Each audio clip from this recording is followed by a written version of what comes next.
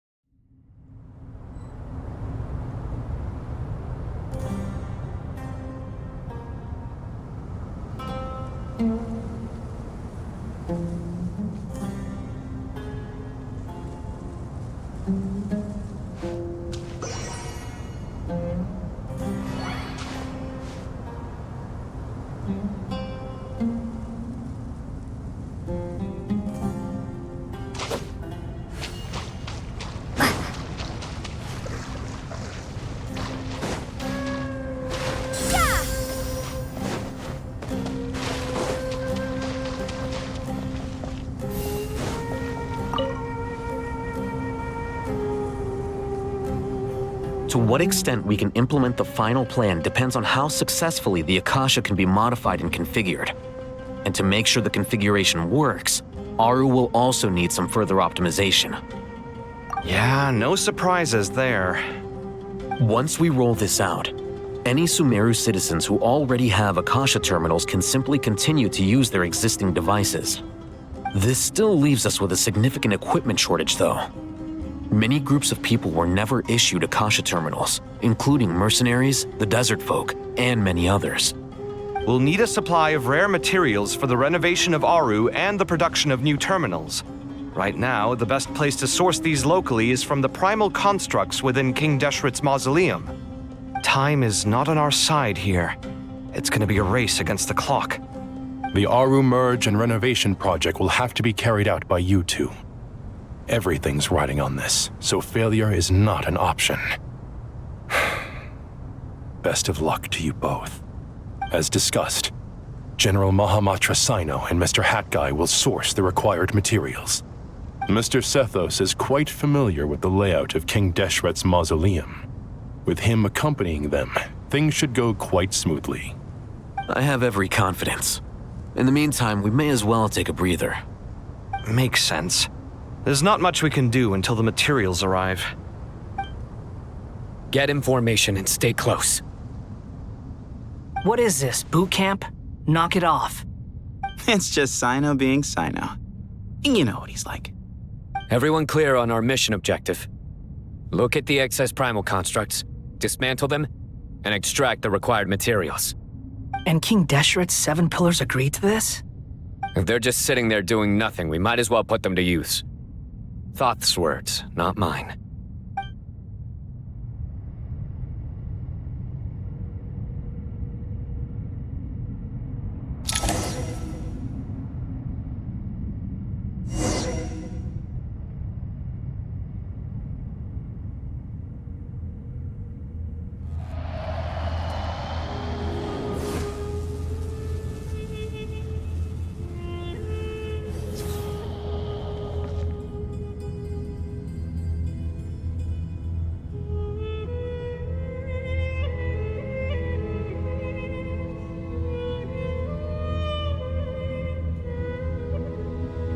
Luck can swing the results of a single game. but it's bound to run out sooner or later.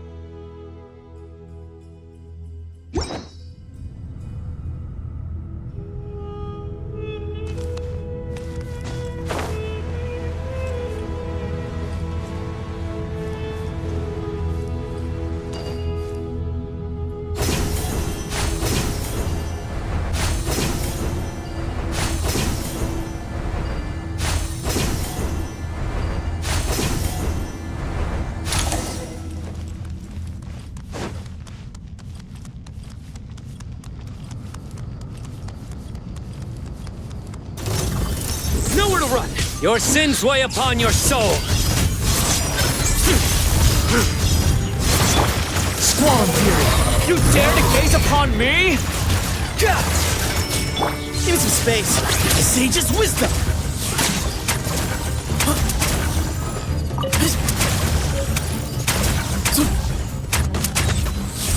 Excuse me? Behold!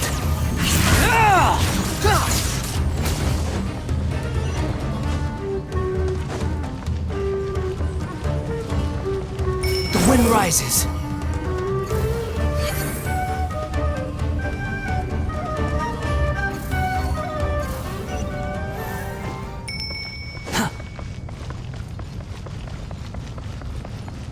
Squall and Fury.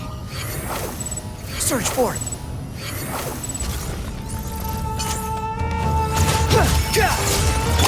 Surrender! Behold!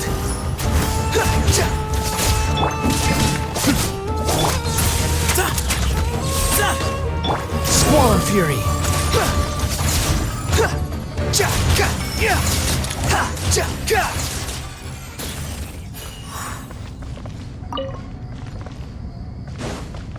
Behold! Too slow. Give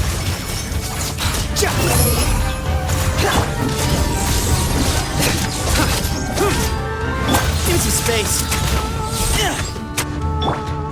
Squall and Fury.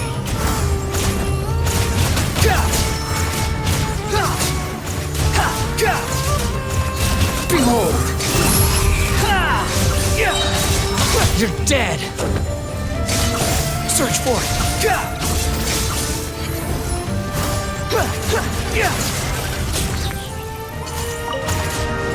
Unsightly insects! The wind rises. These devices should still be usable even though they're broken down. Let's take them back for the others to review.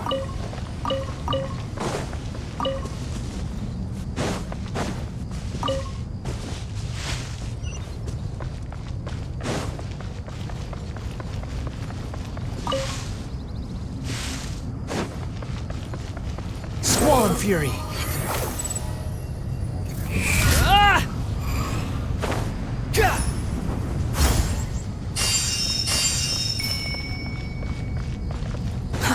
Too slow.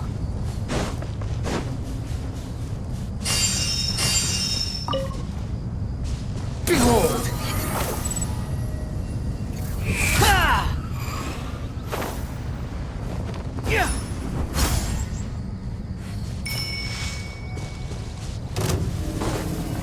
Squall and Fury! Futile! Judgment is upon you!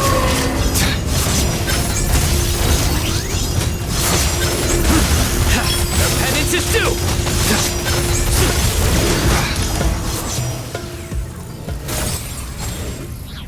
How many do we need again? Enough to make an Akasha terminal for everyone who doesn't own one. I remember you telling me how revolutionary these Akasha terminals were. You've used one before, right? The Academia declared the Akasha to be the most powerful and comprehensive wisdom dissemination system in history. That should give you an idea of how powerful it is. Certainly sounds impressive. Neither Hat Guy nor I have ever had an Akasha terminal. Well, if it all goes to plan, that's about to change.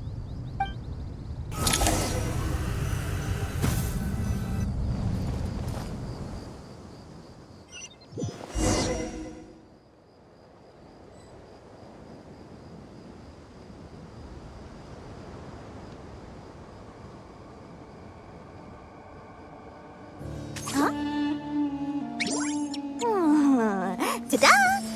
No! Oh, fine.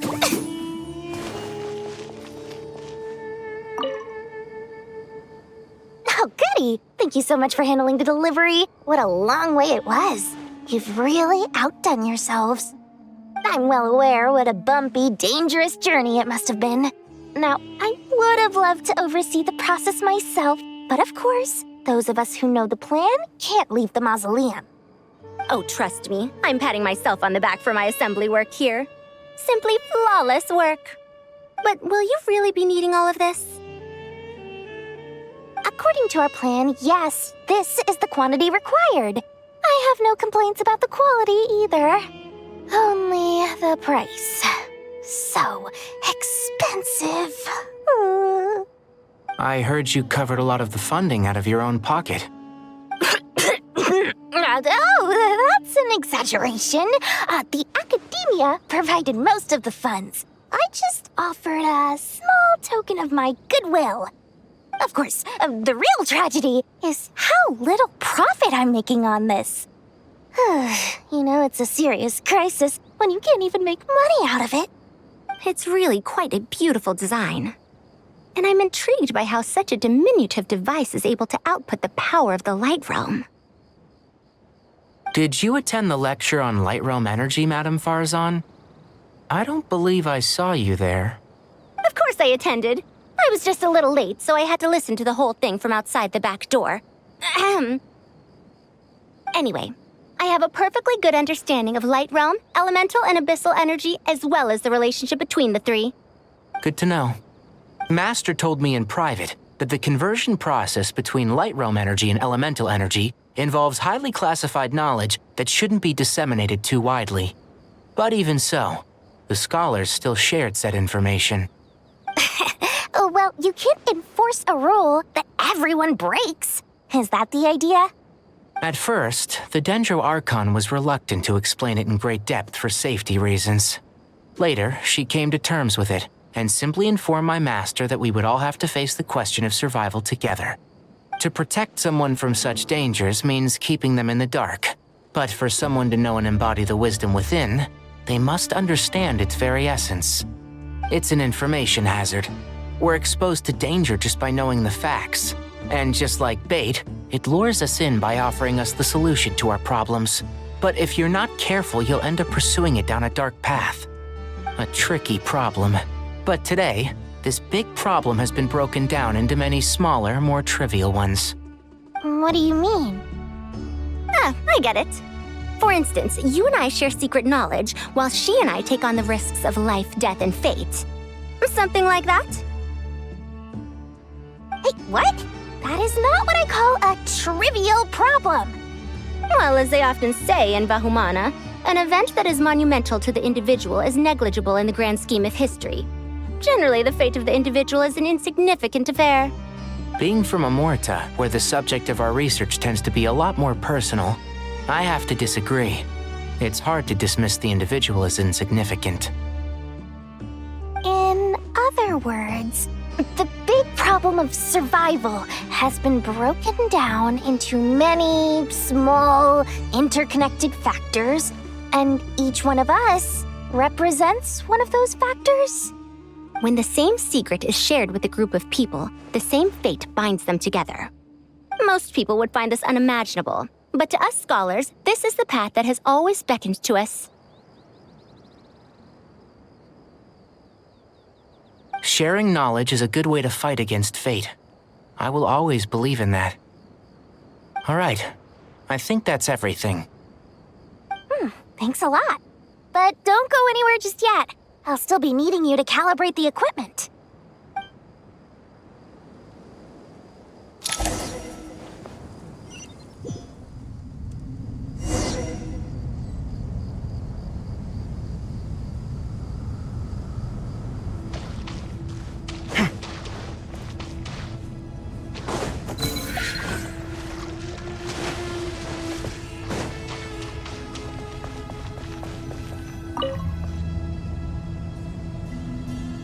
Okay, the materials are ready. We can proceed with the next phase. Alhaitham, how are you getting along? Most of the information in Aru is written in ancient desert scripts. Some of this is written in a tribal language, while other parts seem to be a variant of an Oasis script based on the glyph forms. Oh. Not lost to history, I hope. Some are. All we can do is infer the meaning based on the rules of related languages. Although, this section actually fills in some of the missing historical record. I'm transcribing it so we can bring it back to the academia. After Aru started up, 2 more lines of text appeared here. Can you read them? Humans may not read what is written by the gods, except by not reading. Victory should not be easy to attain, for it symbolizes divine wisdom. Knowledge must not waver, for it has external borders. Is this a clue to solving a puzzle? Or is it being symbolic? You can't read it unless you don't read it. Victory is wisdom. Knowledge is confined by borders. Wait, I think I've got it. It's a metaphor, isn't it? It's talking about... A chessboard.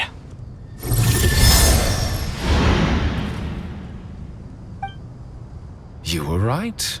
The youth of today are skilled at solving riddles. Have the secrets buried in the desert not been unearthed over the years all the same?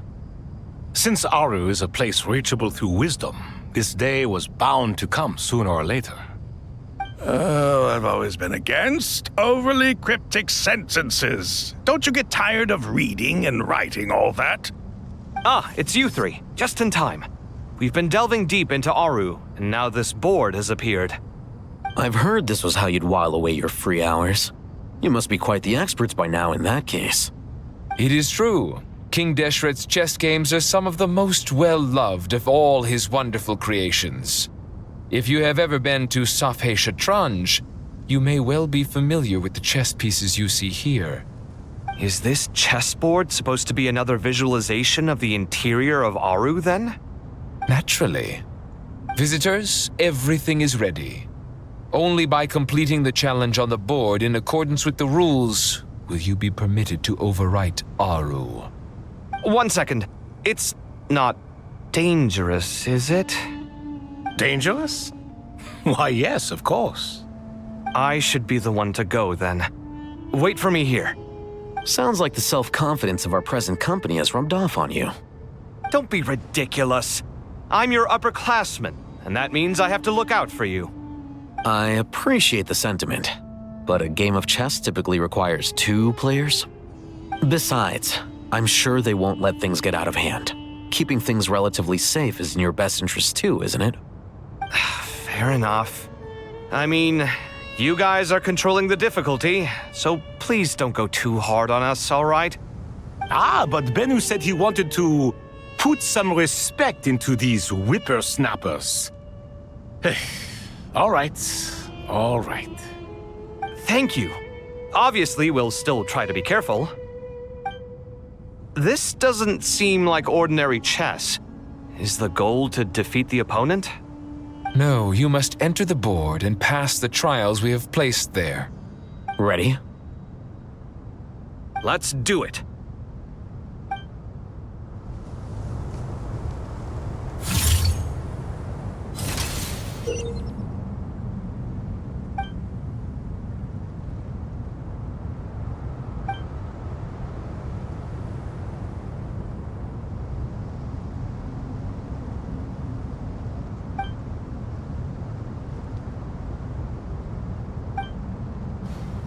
The first trial is posed by me. I don't think this is gonna stop us. Ah, but the key to this game lies in working together. Otherwise, you will be deemed to have broken the rules. Looks like it's up to me. Marak, can you open it? King Deshret's favorite primal construct. Living on in suitcase form, of all things. Amusing. Oh, excellent work.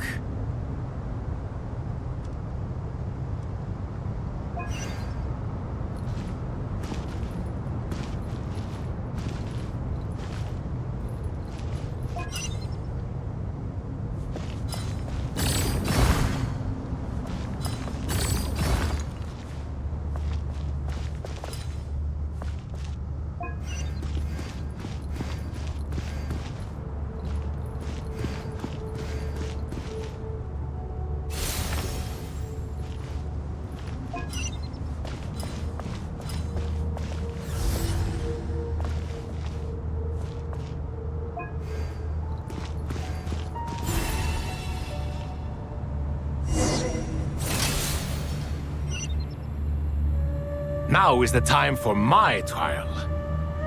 Now, don't be nervous. I'll make it nice and easy for you. Really? Thanks in advance. We appreciate it.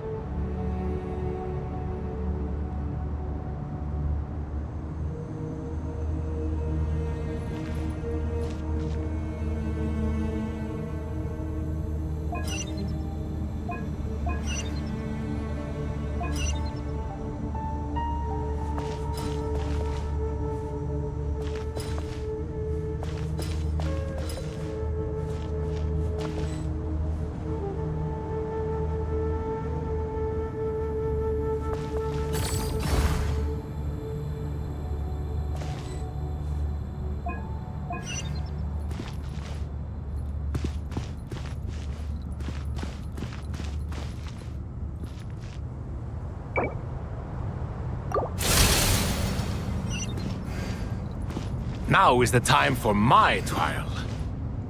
Now, don't be nervous. I'll make it nice and easy for you. Really? Thanks in advance. We appreciate it.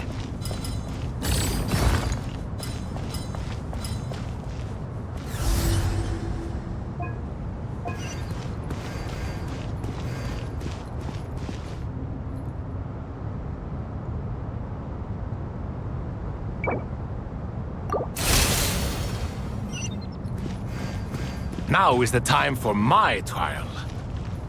Now, don't be nervous. Now is the time for my trial. Now, don't be nervous. I'll make it nice and easy for you. Really? Thanks in advance. We appreciate it.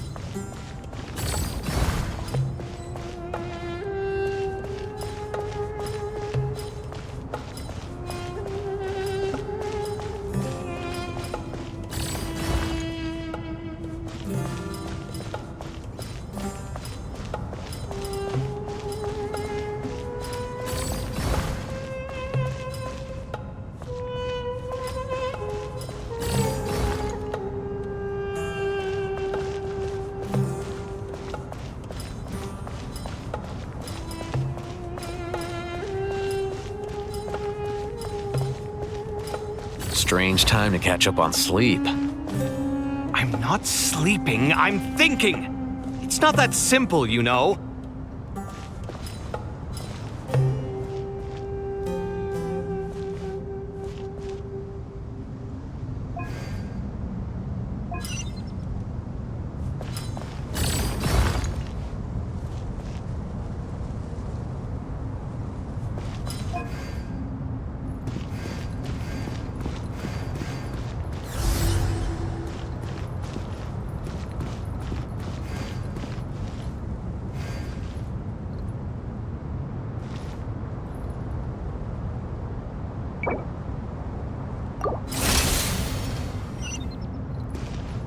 Now is the time for my trial.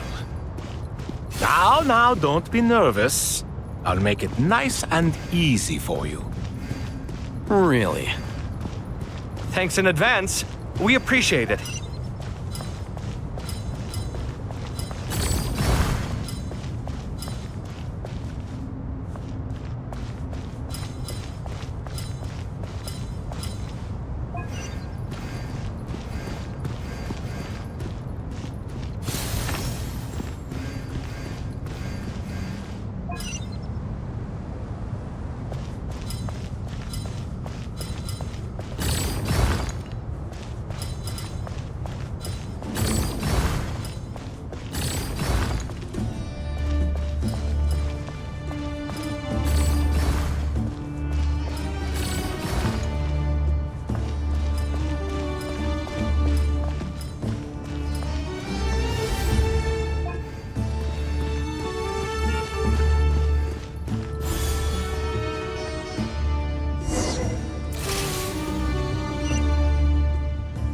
Ibis King, don't you think this all rather inappropriate?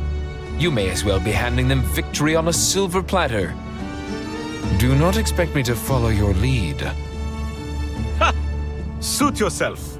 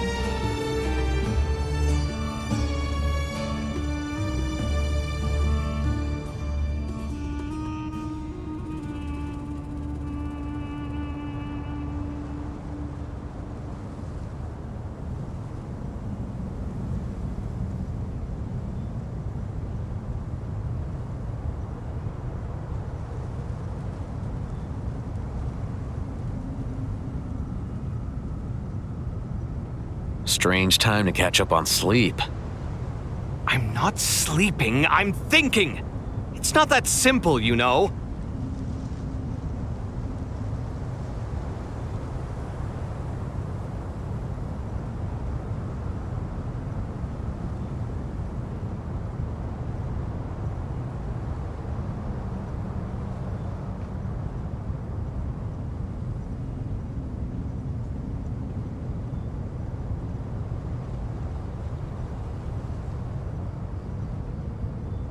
Strange time to catch up on sleep. I'm not sleeping, I'm thinking! It's not that simple, you know.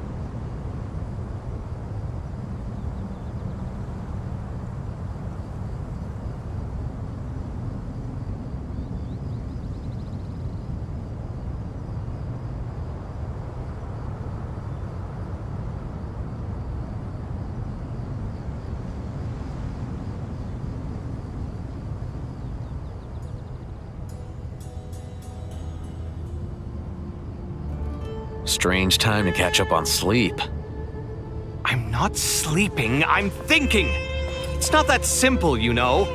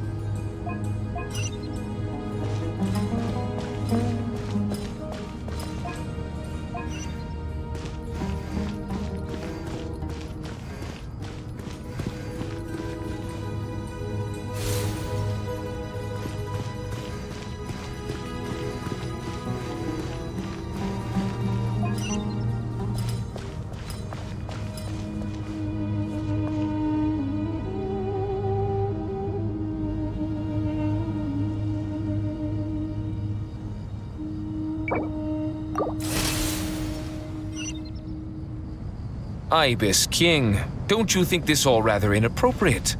You may as well be handing them victory on a silver platter. Do not expect me to follow your lead. Ha! Suit yourself.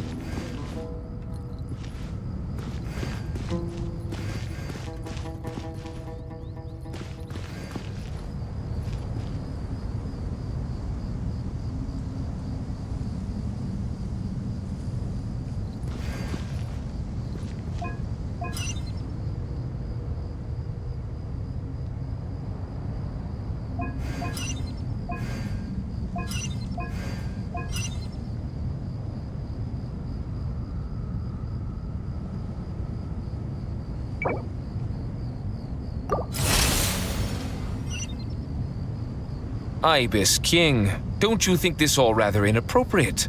You may as well be handing them victory on a silver platter. Do not expect me to follow your lead. Suit yourself.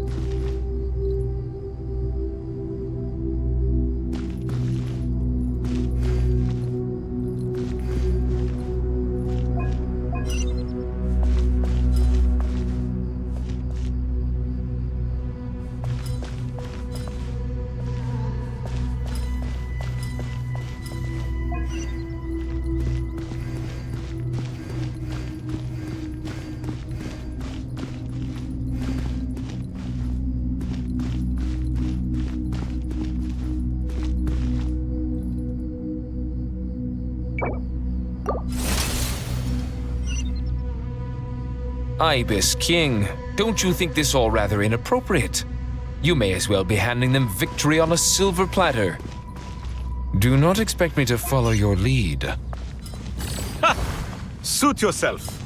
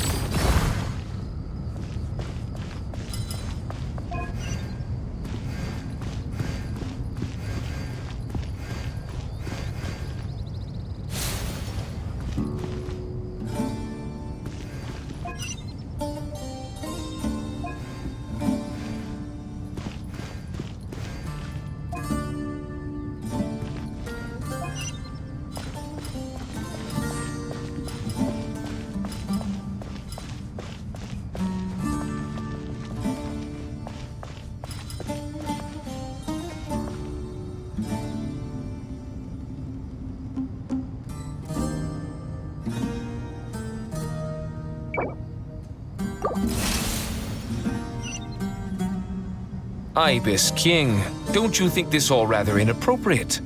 You may as well be handing them victory on a silver platter. Do not expect me to follow your lead. Suit yourself.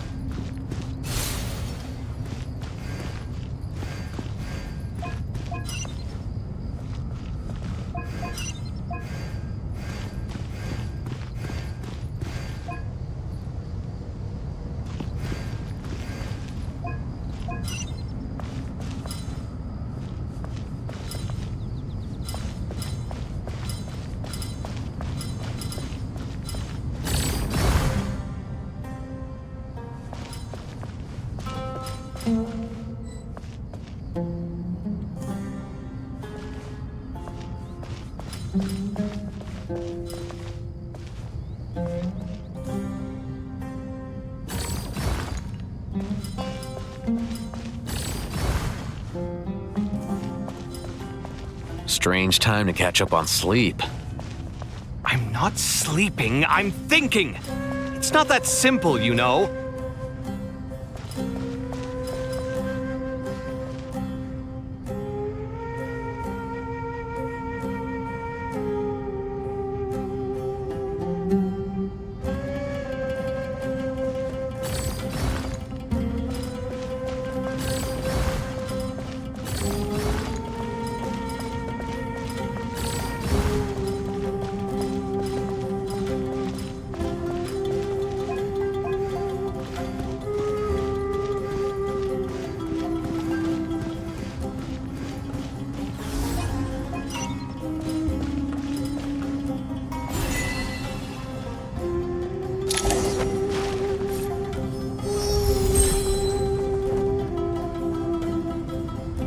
Done. Finally. It's over. But seriously, that was incredible! Standing on the chessboard felt completely different from standing on solid ground. And also... Oh, sorry. I'll save my thoughts for later. Thanks to the three of you for helping us out with this. Is it just me, or were you giving us quite a lot of guidance along the way? We made but a humble contribution. You lived up to our expectations. Bravo! Our aid was not given for naught. In addition to the existing functions, I'd like to ask you for another favor. Since Aru's interference shield can cover the entirety of the mausoleum, it should be possible to extend its range even further. Perhaps you can find a way. So, building upon the existing functions to... Ah! I'm with you! Imagine for a moment. What would the ideal outcome look like if this function were compatible with the devices? I agree. This is the best solution possible. Please, everyone, we beg you to help us. Me, oh my! Well, since you ask so very nicely, I suppose... Goti? Croco? What do you say? Naturally.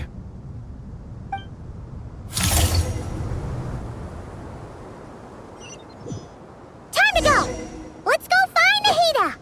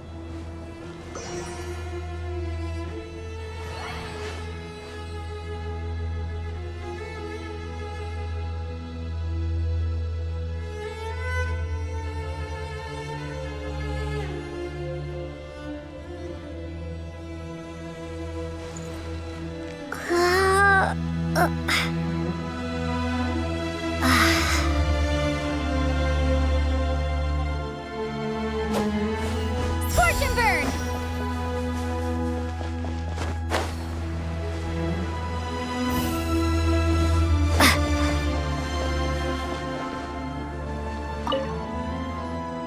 There you are.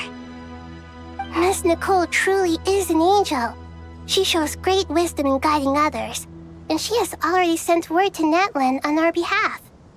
She said that while the other members of the Hexen Circle are busy with important work, she is quite free, and she is more than willing to accompany the people of Sumeru for the entire journey. Oh, yes, Nicole, all right. Always super patient and loves to help everyone out. She's the best. She is. So kind and enthusiastic. Well, time for us to get going. Let's head out.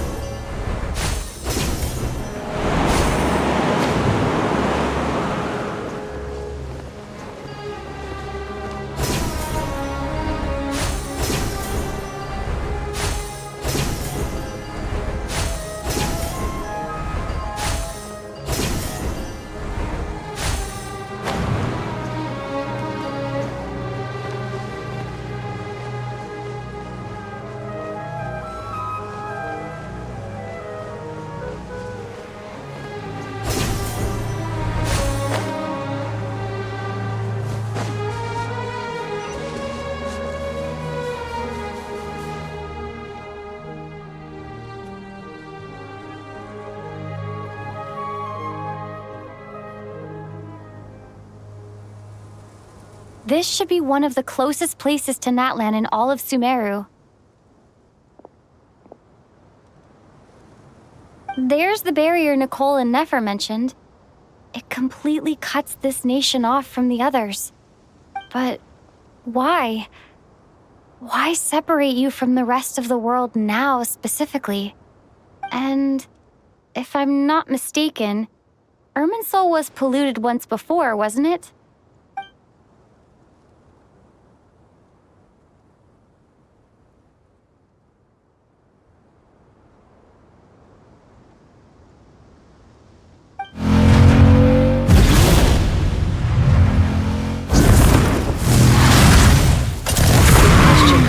Wondering the same thing myself. That voice.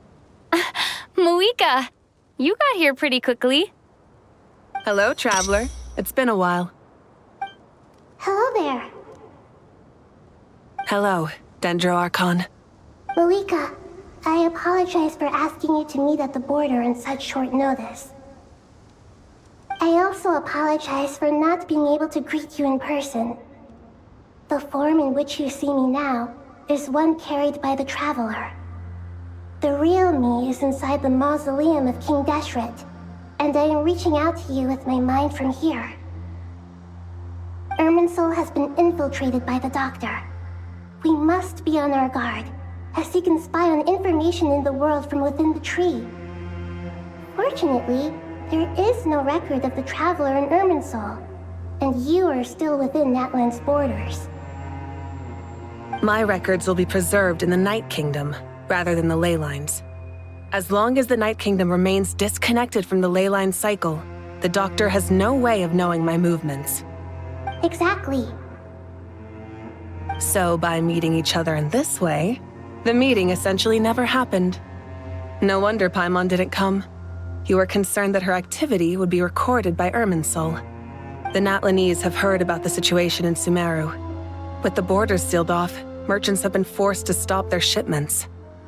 It's pretty serious, and you're the ones bearing the brunt of it. I'd like to address the question you raised at the beginning. I can offer a brief explanation, although it will sound rather cruel.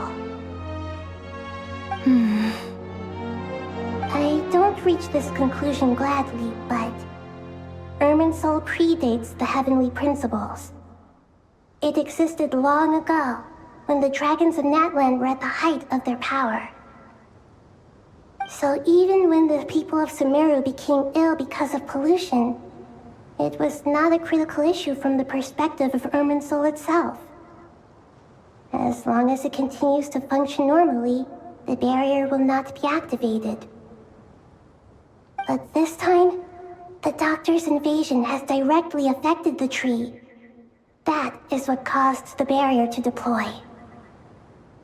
The Heavenly Principles established a rule that when Irminsul is plunged into grave danger, a portion of power will be reserved to isolate Sumeru. That way, even if Sumeru is destroyed, the outside world at least has some time to catch its breath. We'd certainly need it. The Heavenly Principles created almost everything that exists in Teyvat today. To them, preserving the existence of the world and its inhabitants takes priority over protecting Sumeru. Meaning, protecting Sumeru now falls to you. Yes. My own power may be limited, especially compared to yours. But that doesn't mean that we're just gonna sit around and wait for the end. If necessary, I will utilize any and every means at my disposal. Nicole of the Hexen Circle didn't say exactly what this meeting was about. But after hearing everything you've said so far, I think I can guess where this is going. That's right. Nahida and I discussed it at length. We both know how presumptuous this is, but... You need the pyronosis, don't you? Yes, you guessed correctly. Originally, I only intended to borrow it, but the situation is far graver than I foresaw. So instead, what I ask of you is to please give the pyronosis to Sumeru. Why do you sound so nervous? There's no need to be shy. Surely a gnosis is pretty important to a god. I guess, but it's not as if losing it would suddenly render us powerless. But I'm sure you don't need me to tell you that. With all the nations you've traveled to, and all the gods you've met, you must have realized that by now. As far as I'm concerned, a gnosis is basically an elemental energy enhancer. But I don't usually use it. You know me. I like to think I'm pretty strong without it. Yeah. Not about to dispute that. So you see, you don't need to sweat it. Here, take the pyronosis. Uh-huh? Just like that? Uh-huh, just like that. To tell the truth, I've always toyed with the idea of giving it to someone who needs it more than I do. I know you accompanied Nahida here to try and increase the chance of success. It's a good thing you did. because your involvement is one of the main reasons you've managed to persuade me. Are you sure about this? Handing over your Gnosis just because of me? I won't try to quantify it, but trust me, handing over the Gnosis to Tumaini is far from the craziest idea I could think of. Besides, even if you hadn't come here personally, I think I still would have agreed to Nahida's request. Irminsul doesn't just affect Sumeru. It impacts all of Teyvat. I know all too well how difficult it can be to protect the things you care about. So logically, morally, or however you want to cut it, helping you is the right thing to do. You don't need to tell me the specifics of your plan. Where the Gnosis is involved, the tighter the secrecy, the higher your chances of success. Moika, my heartfelt thanks go to you and the people of Naplan. Don't mention it. But now for the hard part.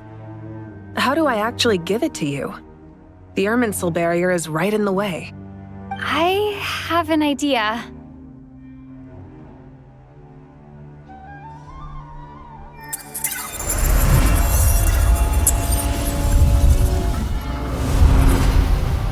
Just as I thought. Incredible. What did you do? Just made a lucky guess. This seems to happen quite a lot. Things that apply to everyone else don't seem to apply to me. I figured the same might be true here.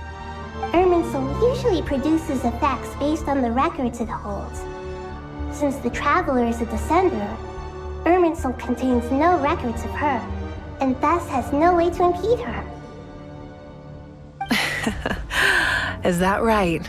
You really are full of surprises. Catch. Whoa! Thank you, Moika. Thank you for trusting us with something so important. All right. No need to get so formal. It's not like we're strangers. Besides, there's still one problem. You might be able to pass through the barrier, but I don't know about the Gnosis. Any other surprises for us, Traveler? Let me try something. I have the Pyrognosis in my hand. It feels strangely ordinary. Not particularly heavy. And yet, this tiny thing symbolizes the mighty authority of a god. I need to think hard about my memories of Pyro. My memories of journeying through Natlan. All those important experiences I've had. The Gnosis disappeared. Traveler, are you alright? I'm fine. The Pyrognosis disappeared into my body, just like phlogiston. Maybe it resonates with you because you've mastered the power of phlogiston.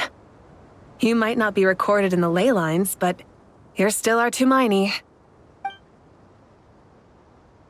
Whew.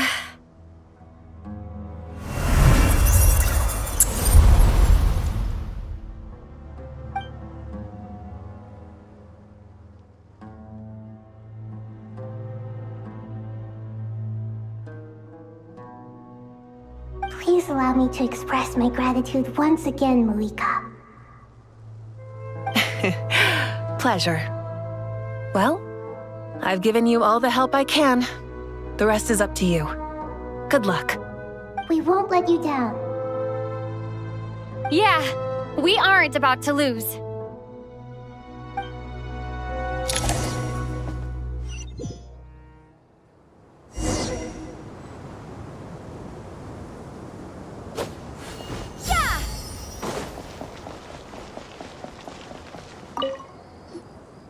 Traveler, Paimon, how are you feeling? Paimon's a teensy bit nervous, but only a teeny tiny bit. Seems like she's gotten way braver over the last few years, huh? Of course. After all the adventures you've had with the Traveler, I'm sure you've gained a lot of experience and grown as a person. I'm doing all right. What about you, Nahida? How are you holding up? With the negative effects of Irminsul, I am a bit like a piece of fruit that's been burrowed into by hungry insects and left to rot.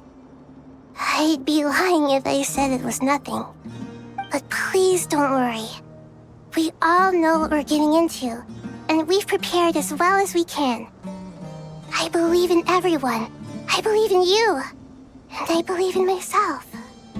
Stoking the fire inside oneself is certainly one way to live, but knowing when to rely on one's companions is also a form of great wisdom.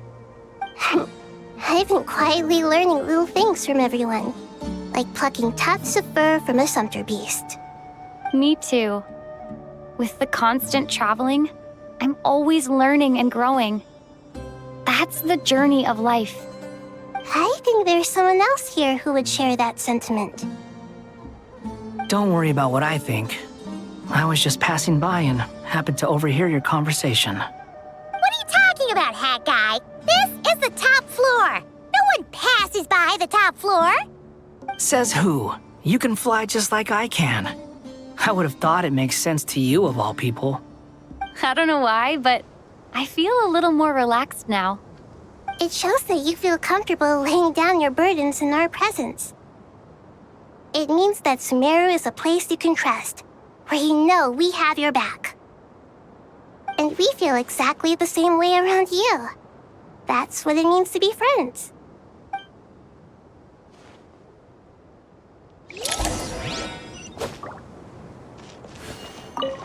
Feel free to mingle if you'd like some time to catch up with people. Just remember to get a good night's sleep when you're done. Tomorrow is a very important day.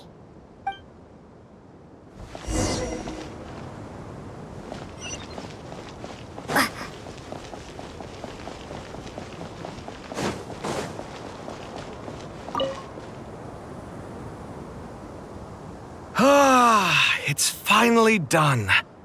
Ugh, but I have a nagging feeling that there's something I've forgotten. Oh, there you are. Everything wrapped up on your end?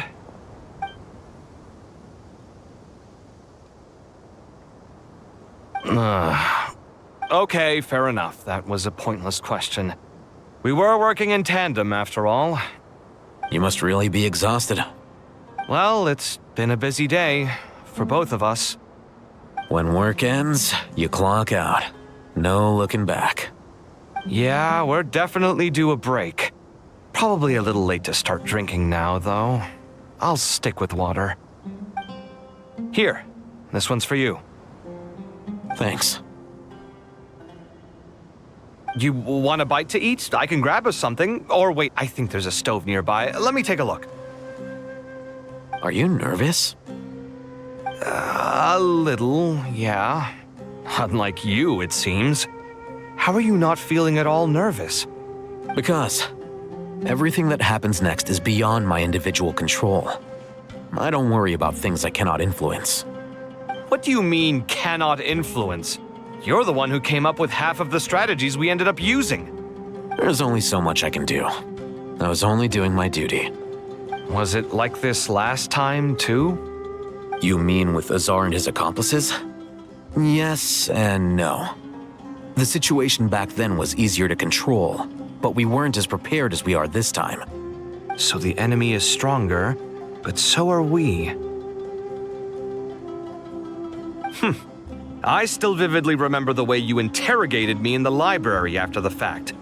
Where were you when Sumeru needed you most?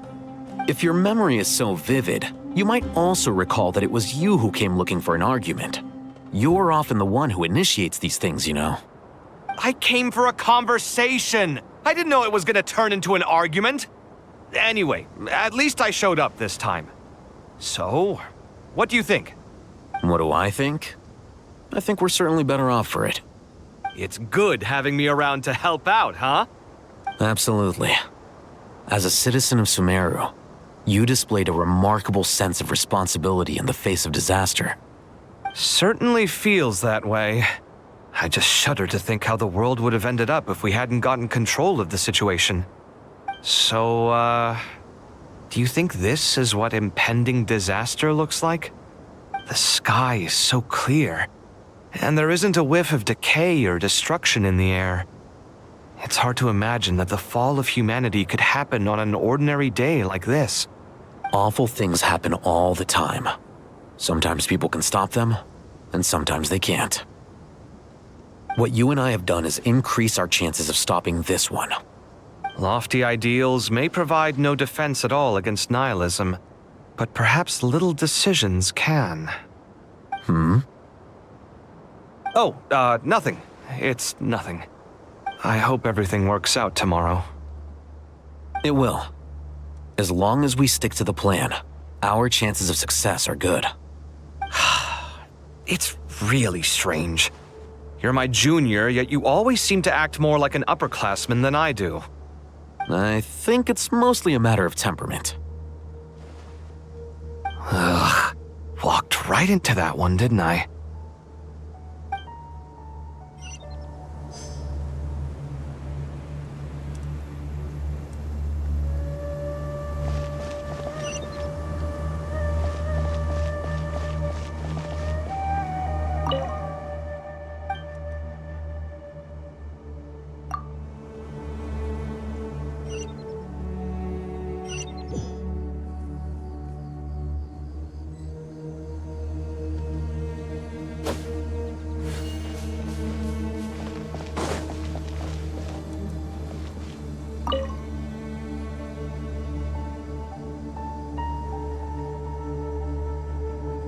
Look at the time. I should head back.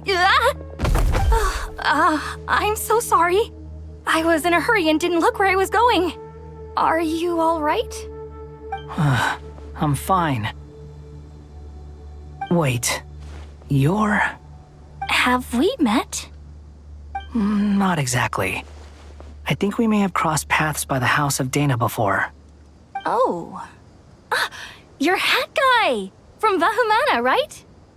You recognize me? The clue's in the name. Mr. Hat Guy. Fair point. It's getting pretty late. What's keeping you up? I could ask you the same question. If I'm not mistaken, all the workload for the Ratawa Hisdarshan wrapped up a good while ago. Well, I have something of a background in Satyavada life, so I was helping the Dendro Archon make some preparations. But I must have lost track of time. Did you find the experience enlightening at all? Honestly, it was tedious and uneventful at first. But eventually, I think I did sense some profound truths. But they also brought a lot of suffering with them. I was told that I even shed tears while I was meditating, though I have no idea why. Sorry. I hope I'm not scaring you. Not at all. It just proves you're very accomplished in your research. Good night. I wish you all the best for tomorrow. Thank you, sir. You too.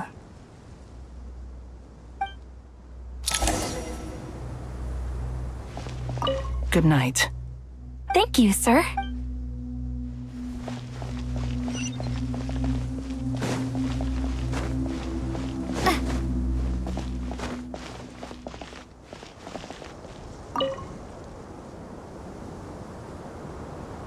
Too bad we've got a fight tomorrow. I could really do with a stiff drink. Let us pray instead. Prayer. How nostalgic. Lord Sangama Bay. Came to get some fresh air too, did ya? That's right. Actually, I was hoping I might run into you, Dia. I wanted to let you know that I've stocked up on that perfume you said you were so fond of. No, really? I'll take 2. Any chance of a friends and family discount? I knew you'd ask that. And I'm afraid to say that. Surprise! It's free of charge. That's very generous of you, Lord Sangama Bay. Does this mean you've made a fortune in Notcry? Nope. Turns out it's not that easy to turn a profit there. I even ran some assorted losses. But anyway, that has nothing to do with why I wanted to give you and Dia a small gift. remember that merchant caravan you two rescued in the desert last month? That was transporting my goods! No way!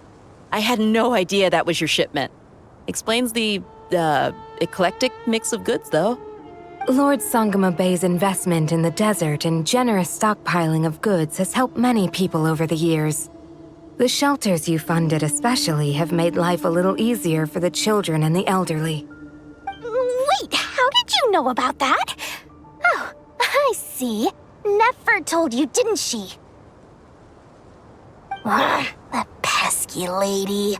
Aren't intel brokers at least supposed to charge for divulging people's secrets? She and Candace go way back. It's normal for close friends to share things you wouldn't tell to everyone else. Sure, but why did they have to be things about me? That's how Nefer shows that she cares. She wishes for all of us to know what a generous person you truly are. It must be hard trying to make a living far away from home. Just because we can tell what kind of person you are doesn't mean everyone else can. Well, maybe her intentions were partly good, but I don't think that's the full story. I'm sure she enjoyed knowing how much it would annoy me. I'm telling you, Nefer's got a mean streak. Definitely with you on that. Does praying help you stay calm? Defending one's home is a just cause. My heart is filled with a mix of anger and hope. Anger. You know, being able to get angry is a good thing. It shows that you're in touch with the real world, and that you have the passion to pursue something you believe in. Oh, my lady? What are you doing out here? Just taking a walk to clear my head. Look where I ended up. Were you praying just now? Yes, Miss Dunyarzad. Would you like to join us?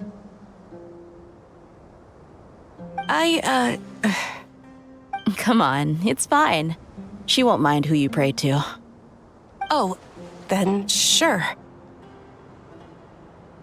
I remember you, Miss Dunyarzad. You visited my shop before. If I recall correctly, the god you worship is the Dendro Archon, correct? That's right. She is such a gentle and kind god. But to me, she's more than just a god I worship. I see her more as a friend. And so do many others. She's not some almighty god who reigns on high, but a genuine friend. Agreed. She's a wise teacher and a good friend. I spoke with several people during the evacuation. Everyone's aware that tomorrow's battle is one that ordinary people can join too. A battle to fight for our friends and our homeland. Oh, it makes me glad. I can finally do something for those who protected me. You've grown so much since we first met. Oh, a compliment? Ooh, more please. Thank you. My lady, you've always been a remarkably strong and ambitious person. It's indisputable.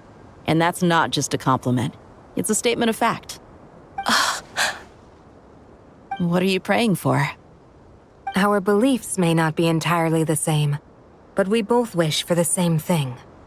I pray that everyone will rise to the challenges ahead and return safe and sound. I pray for the safe return of all my companions.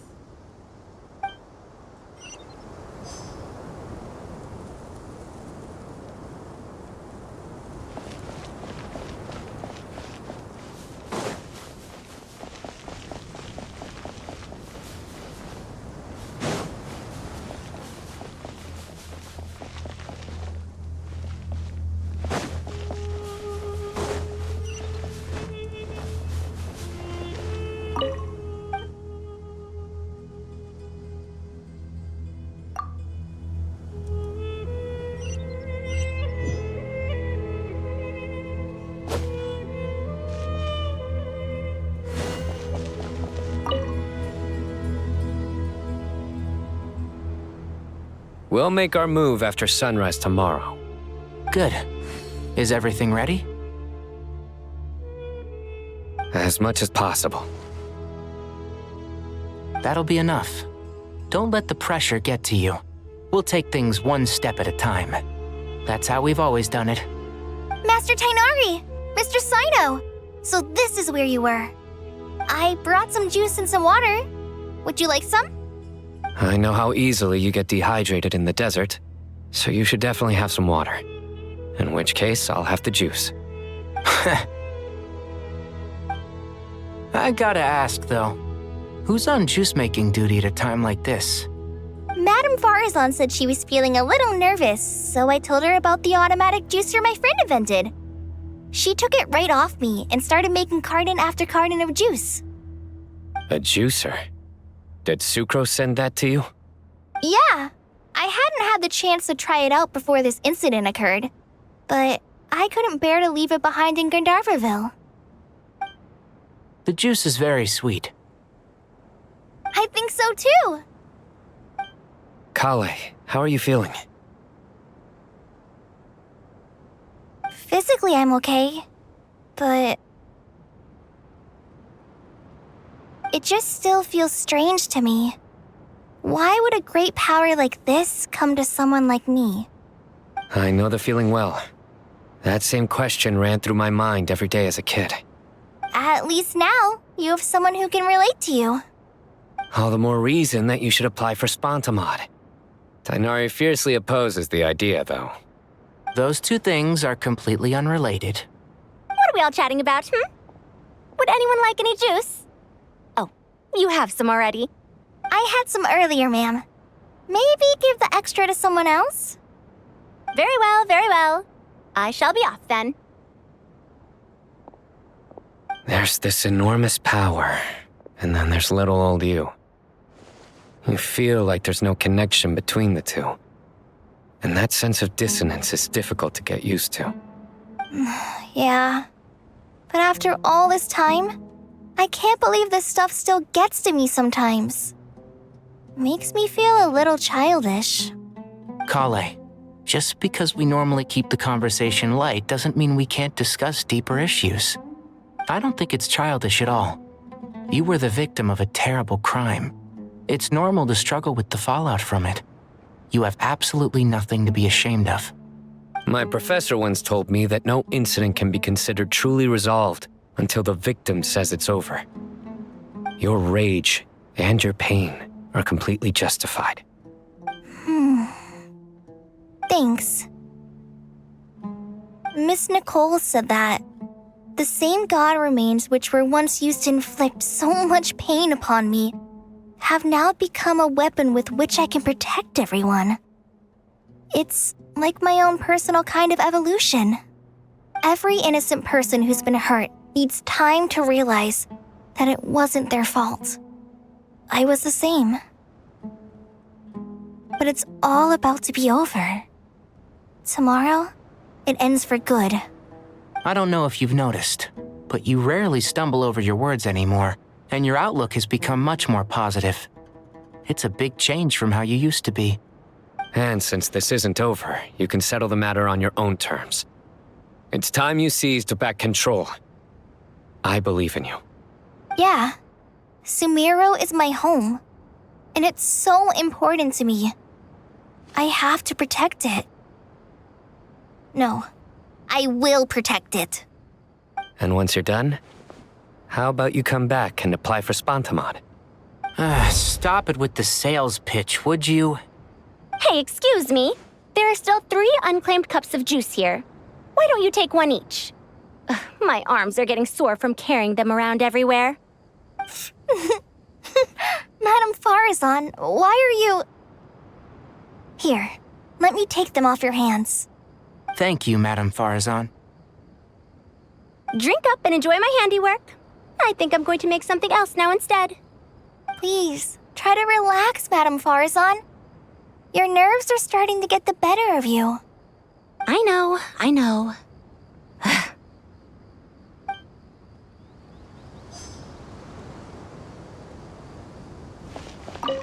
Drink up and enjoy my handiwork. I think I'm going to... Please, try to relax, Madame Farazan. I know.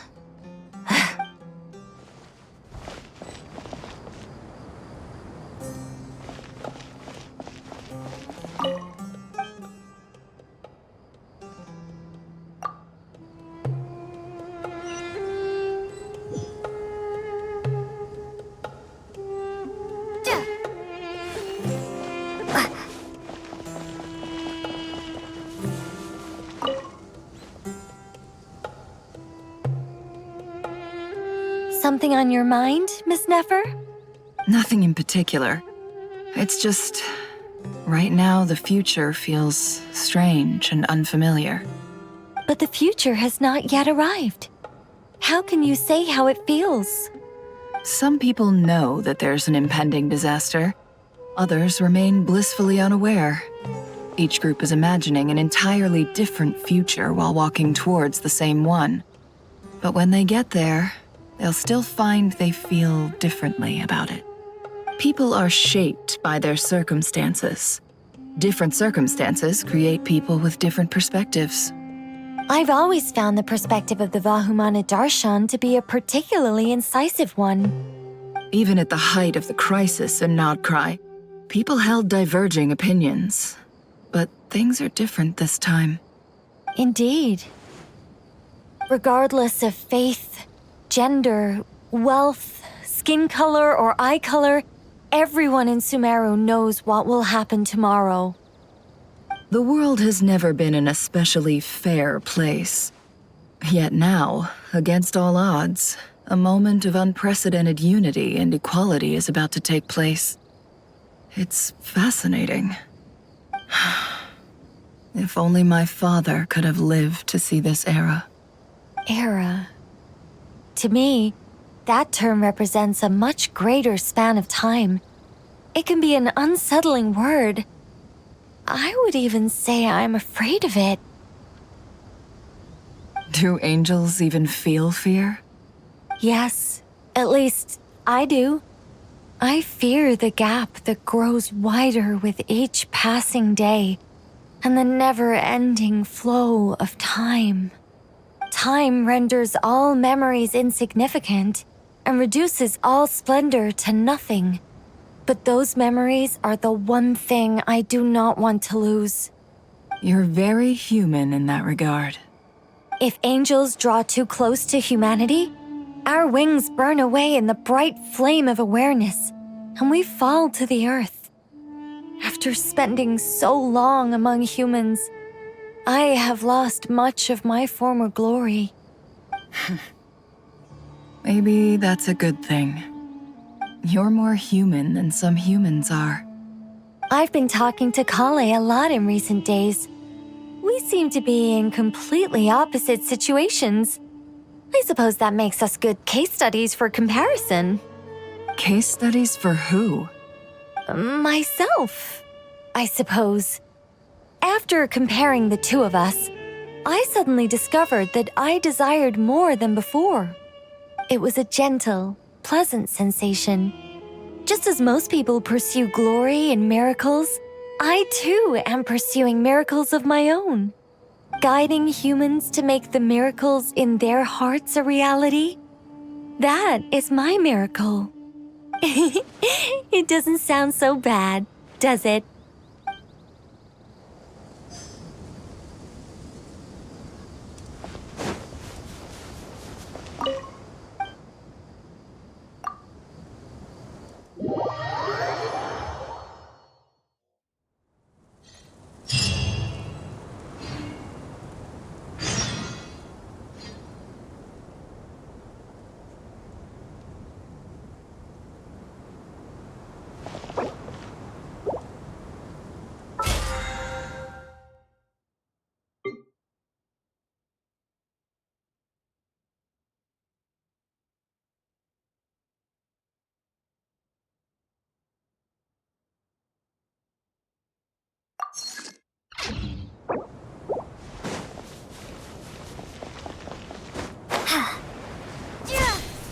Time to go! Let's meet the others at the mausoleum of King Deshret.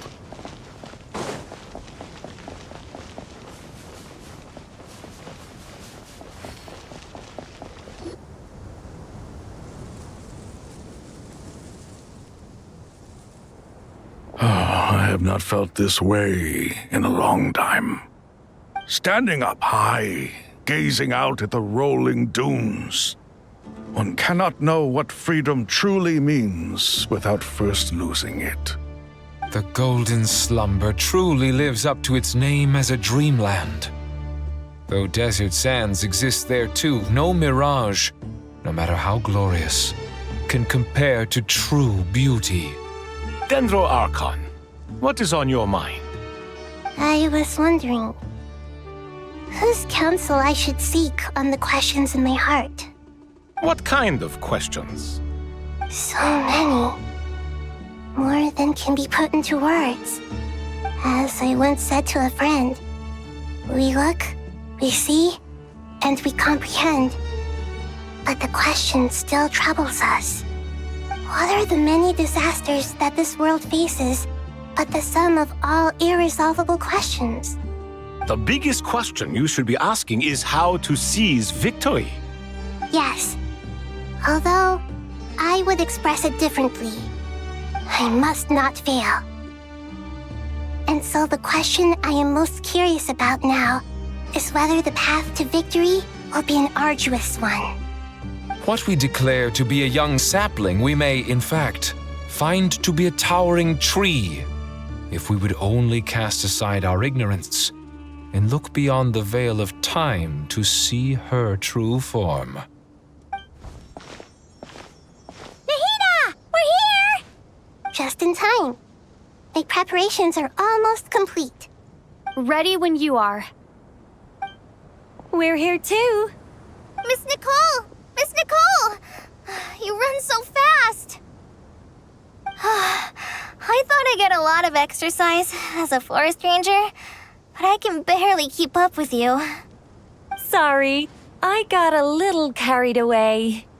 Lesser Lord Kusanali, the equipment is ready, and the modifications to Aru are all complete. As discussed during our meeting, Accessing Irminsul via the Akasha is no longer feasible at this stage. There are other options, it's just they're a little more extreme and more technologically demanding to implement. Maybe you should take it from here. The architecture and functionality of the Akasha terminals overlap considerably with Aru.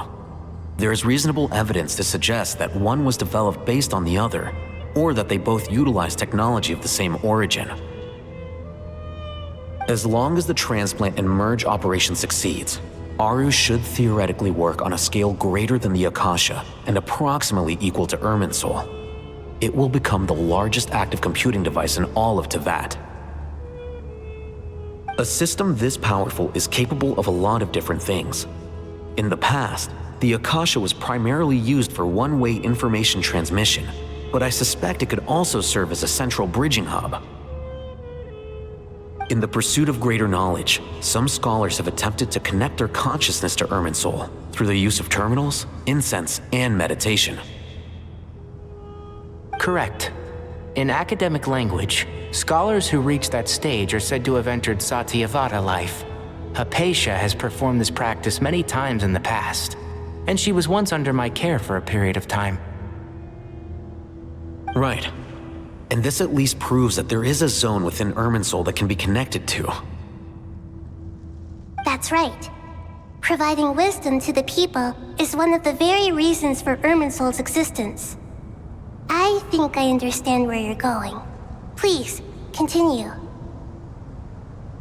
In that case, I'll skip to the conclusion then. We need to further modify Aru, merge it with the Akasha, manufacture terminals, and distribute them to every single person we can reach. Every person? Even the desert folk?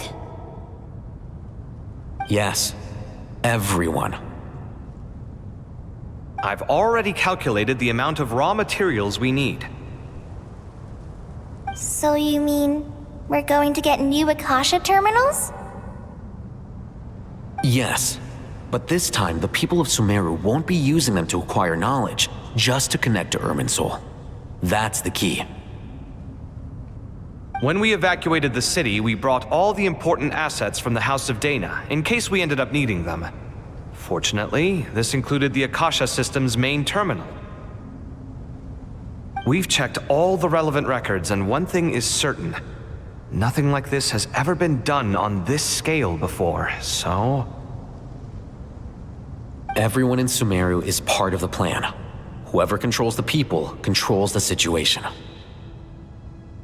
Since this function of Irminsul was introduced, it has only ever been made available to scholars, who don't constitute a particularly large group of people. But by expanding the scale to include all the people of Sumeru, all the individual connections will stack up to create a significant load on the system. Under normal circumstances, Irminsul would be able to cope with the additional load. But with it already being under strain from other activities, its remaining capacity is limited. Thus, it might be possible to shut it down completely by overloading it.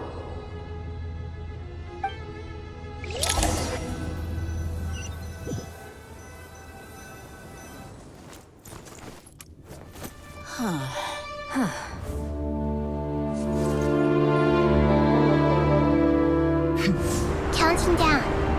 3, 2, 1. Are you ready? Ready.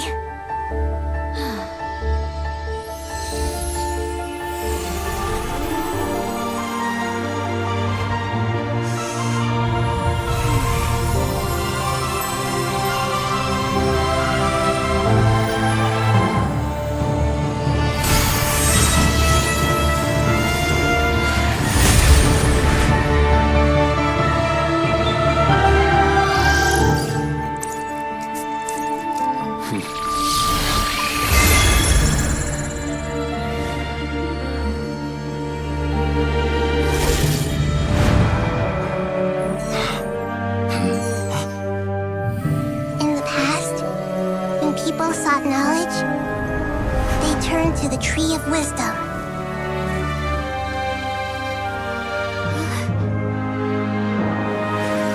Today, we use it to save Sumeru and the whole world.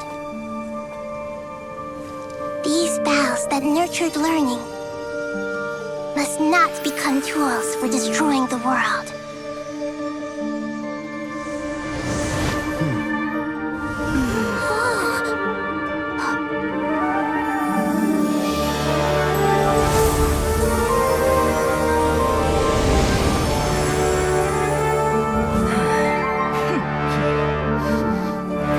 Stop.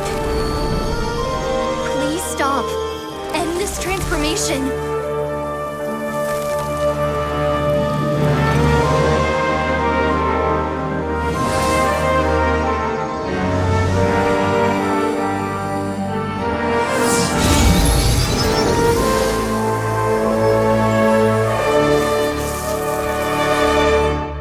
You would shut down Irminsul just to stop me? You fools. I have all the time in the world.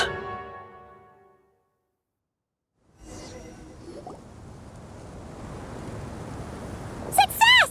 The evil Irminsul tree has stopped growing! Great.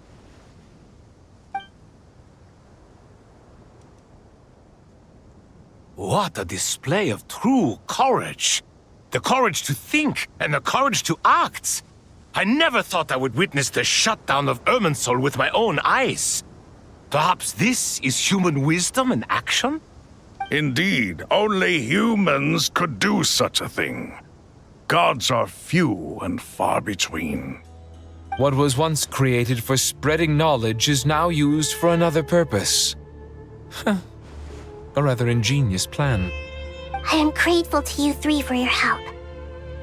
Only thanks to you were we able to extend Aru's interference capabilities to cover all terminals. Now, nobody who wears a terminal will have their activity accurately tracked by Irminsul. No matter how many eyes Dottore possesses, he will not be able to see us clearly. Now for the next step. I will need the help of your supreme powers once again. How might we be of service, Lord of Dendro? I need to reach the Eternal Oasis immediately. Right now? In that case, Ibis King, would you agree that this is a fine opportunity to dust off our old tricks? Never. I assume you have that chess set with you? You mean the one you gave to me as a gift? asking for it back, are you? How could I? You misjudge me. I just wanted to show you another way you can use it. Connect to Safhe Shatranj.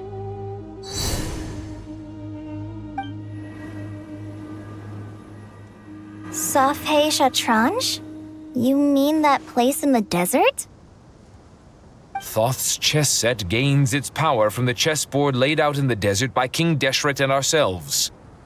All ceremonies conducted using the chess set must be activated via Safhe Shatranj. In other words, the chess set is an extension of the chessboard. In the past, moving a chess piece was a sacred and momentous act. Transfer initiated.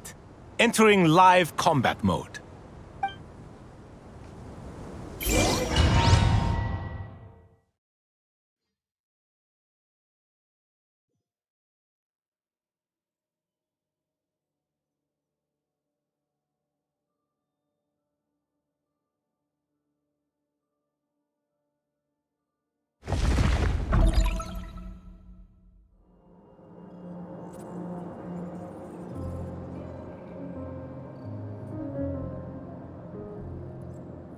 We haven't heard a single word from our spy in the desert. I'm afraid he might have been captured. Never mind. But we spent years turning him. And a lot of Mora. Nothing comes for free in this world, but the loss is not without its purpose. For a small price, we have wasted a precious amount of the limited time they have. Quite a bargain, if you ask me.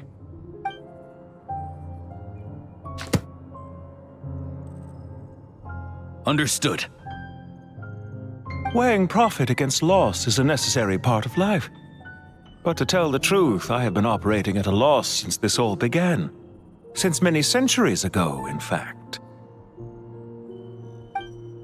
For instance, why would a banker act as the executor of a will? If you hadn't deposited your personal belongings at Northland Bank, I would have no reason to be here right now.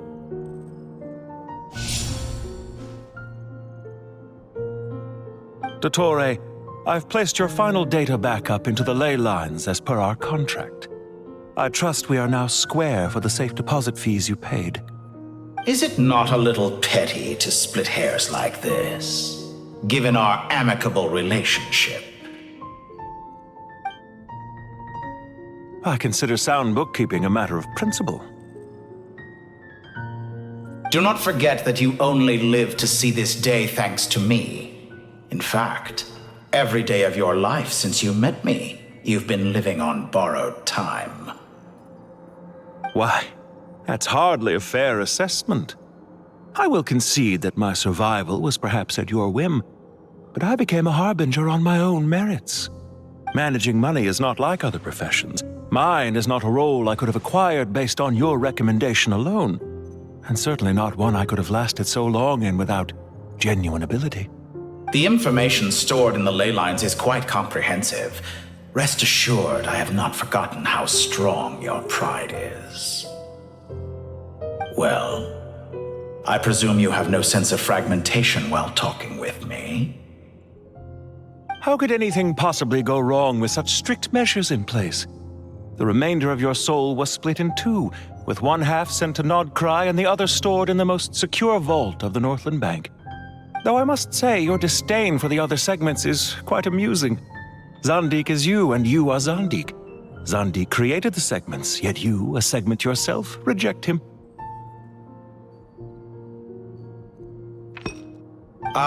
That is, Zandik, created segments of various ages in his later years. To achieve this, he had to freeze time and part with a portion of his soul. But as constructive as it sounds, it erases my uniqueness. If each segment is equally me, then by the same token, none of them are truly me. A soul living forever in the past inevitably holds different views than he did in his later years. The same thing that completes me also restricts me. You too might ask yourself which stage of your life you want to be preserved at. The day your business failed? Or the day you were framed by a gang and sold off to a medical lab as a test subject? We needn't dredge up the past. This undesirable plan was eventually scrapped. Lesser Lord Kusanali was quite right. I needed an opportunity to eliminate myself. And after that, I concluded that there was no more effective plan than directly splitting the soul. Once the soul is transferred out, you will find that creating a physical body is far simpler than creating a puppet. The other half of your soul suffered a crushing defeat in Nodcry, you know. And yet in the process, I obtained the information I always wanted, did I not? Because now we finally know where the best testing ground truly lies. I once thought your ultimate goal was to ascend to godhood. But as it turns out, that was merely one of your experiments. Experiments take many forms. Most people are too eager for success, too fixated on the end goal. They forget that the experimental process itself is just as important. A suspiciously vacant seat, a new face.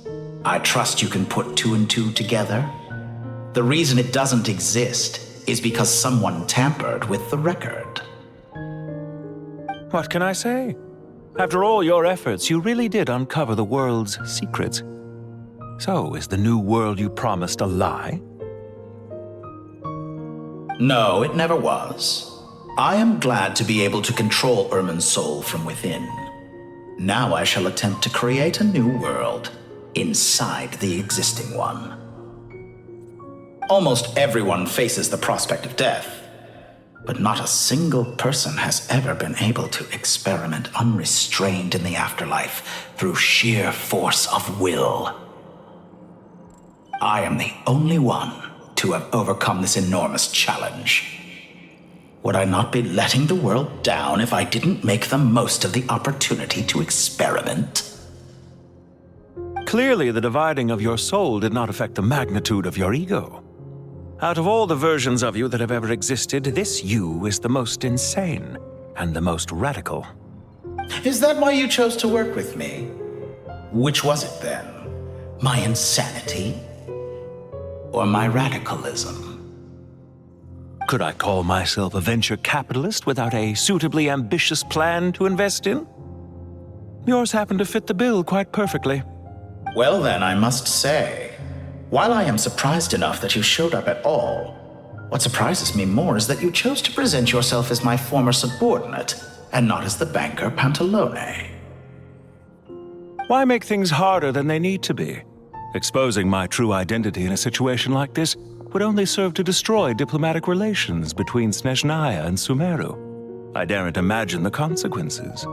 Showing up in the name of the original antagonist gives you the recognition you rightly deserve, while also being sensitive to Snezhnaya's predicament. It was an easy win. As for why I'm here, if you're suggesting that your credit is in the negative, I won't argue with that. Many people say that about you. I'd argue that a significant factor in your willingness to cooperate is the fact that you have but a few years of life left after my death. Living and dying together has a way of binding two parties together rather closely. Is it not true that a relationship should be judged by both the positive and negative returns it yields? So some of what I said actually made it into your head after all. It's true that I hope you don't die too soon, but don't you find that a strange thing for me to say? After all, you've already had quite a long life, especially for a human being. Let's not pretend that you're any more innocent than I am. Are we not the same in this regard? We both despise the existing laws of this world, and neither of us enjoy being under anyone else's control. Is it really so greedy to want the world to operate by a new set of rules? Of course not, my dear friend. And as I've said before, mutual interest is the foundation for the most reliable of relationships.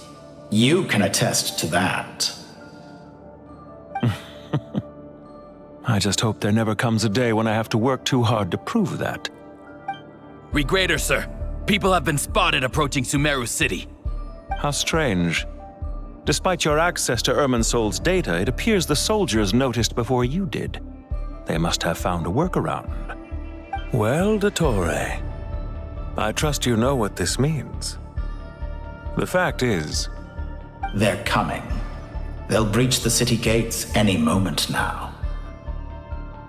But even so, I would say Irminsol is a wonderfully convenient thing on the whole. If you do manage to create a new world, perhaps you could plant one outside my office, too. I'll consider it. What do you need me to do? Stall them? The experiment will take time. Stall them for as long as possible. Very well. But you're really asking for the moon here. Have you heard this story? There was once a guilty man, kneeling in the center of a church while an angry mob outside waited to bring him to justice. He pleaded with the gods, begging them to grant him one final request: the chance to finish confessing his sins before he was sentenced.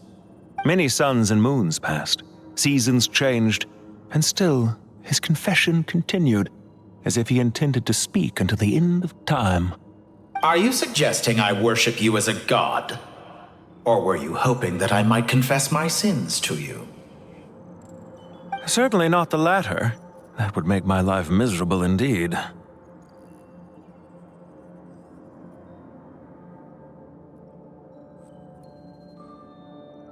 For someone who despises them so, you never seem to have any objections to me creating or becoming one. At first, I thought you'd be furious. Concerned I would terminate our partnership, were you? Not at all. You had reasons why our partnership must continue. Don't you find people's attitudes toward gods amusing? A god descends from the heavens and people worship it unreservedly, blindly following whatever rules are given to them. And yet, when they see an ordinary person gain godlike levels of power by virtue of their own hard work, they treat him with nothing but suspicion, even if he is a compatriot. Is that supposed to be a compliment? No. I was just thinking. I pity the man who would call you a compatriot. There's no need to be so self-critical. I know it's a little late in the day to be asking this, but how have you been keeping? I'm flattered that you would take the time out of your busy schedule to consider my well-being, Doctor. The part of your soul that went to Nodcry caused quite a stir, sending our organization back to the drawing board on numerous fronts. It was quite a headache for everyone involved. Dear me, I must have caused you no end of trouble. You certainly did. I had the rare honor of being summoned before the Tsaritsa with Pulcinella to answer for myself. A terrifying ordeal. Don't worry, I pulled through. At most, it's a public relations nightmare. I made sure of that. Now I'm curious. How did you explain yourself? Oh, it was quite simple. I just pinned the blame on someone who wasn't there to defend himself. I could hardly be expected to defy the demands of someone as insistent as the Second Harbinger, now could I? How you slander me. You know full well that I am perfectly amenable to reason. There's no question that you are partly to blame for the ruin of my reputation over the years.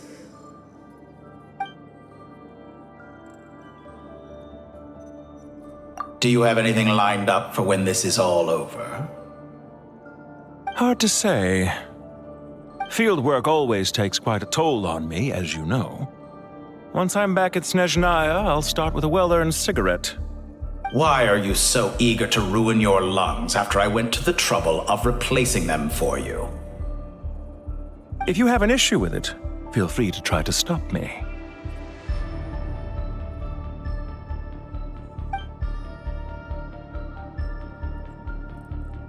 What's on your mind? The limits of humanity. It's a pity. Despite running countless calculations, I find there is simply no way to reduce any further the amount of one's soul required to sustain an individual. It's rare to hear you admit to being unable to achieve something. I beg to differ. For instance, as I've told you before, the original me was prone to motion sickness and couldn't make long train rides. Ah, yes, of course. One of the reasons you often sent yourself out on errands. What are you thinking about now? A new experiment. In the event that my soul was depleted, say we extracted my data from someone else's memories, yours for instance, and then combined it with your intact soul as the base material, what would we create? Such a scenario would be impossible. Oh? As long as your current soul survives, there will be no need to create a new individual. Don't forget, you were the one who approved of the present situation wherein only one Dottore remains. And if you ceased to exist, who would be capable of performing this experiment?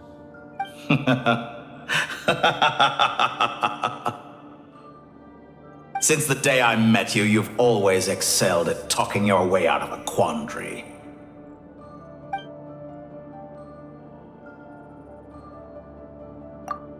Isn't it a little too early to be saying goodbye? Not that I wish to keep you from your business, of course. Very well. Let's leave the conversation there for now.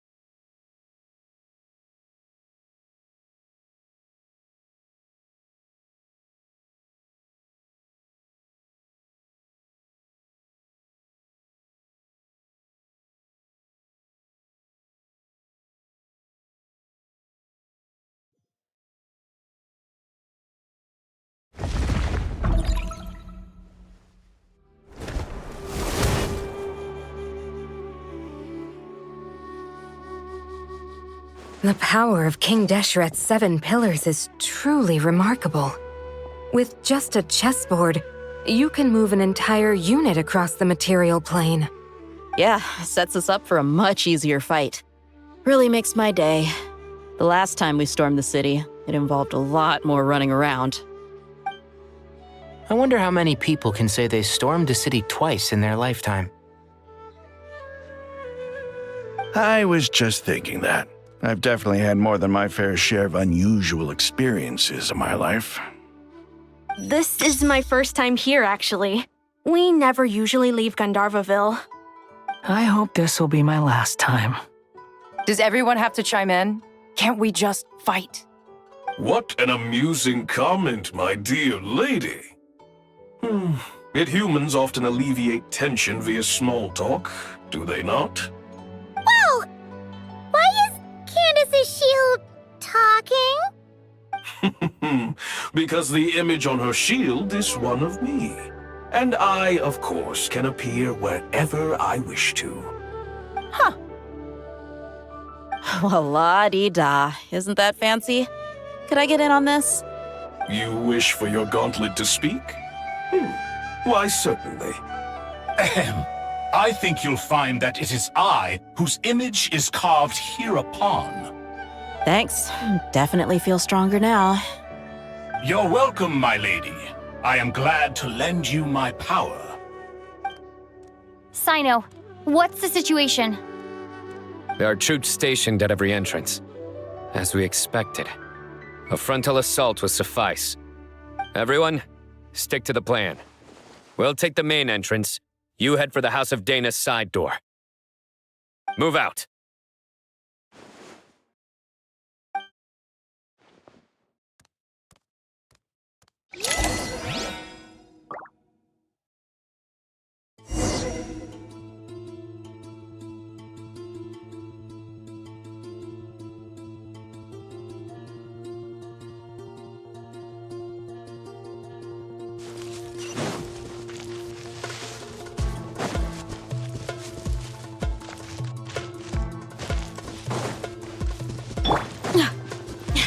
way! Take this! Watch out! Ah! Get lost! Thank you, Jet. You gotta be more careful. If you're not ready to put your life on the line, you can't be certain of defeating your opponent. She's right. Keep your wits about you, Rana.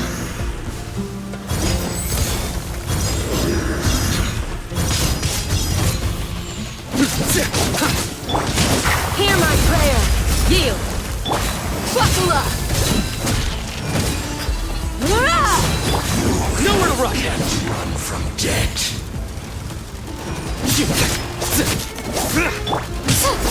Flee! Cha! Ha! Ra!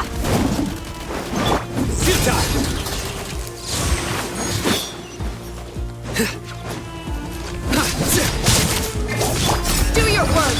Let's get it on! Hi! No escape! Hi! You're dead meat! Prepare yourself.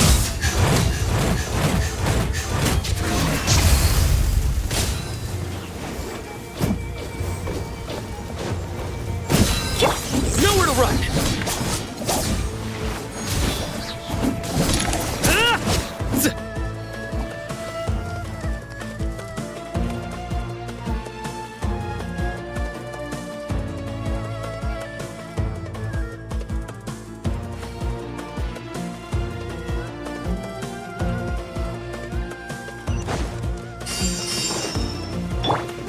Take them out and secure the harbor. Reinforcements will arrive by water. Consider it done. Show no mercy.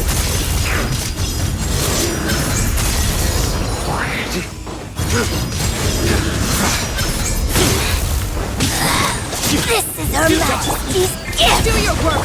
Buckle up! Gloves off! Winter shall eventually come.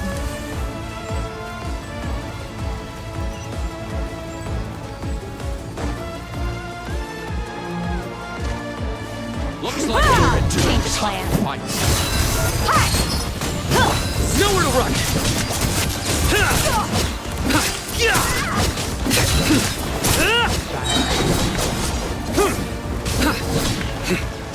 Through me, justice is served.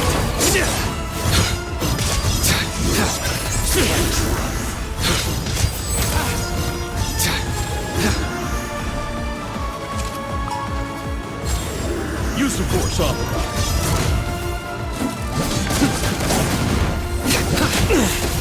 Tough crowd. Do it.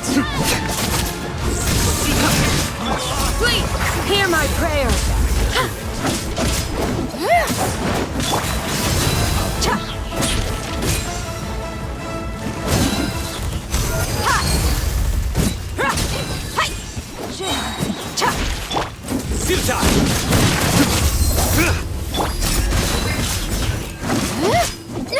You're dead meat! Resistance is futile. Save yourself. In doubt.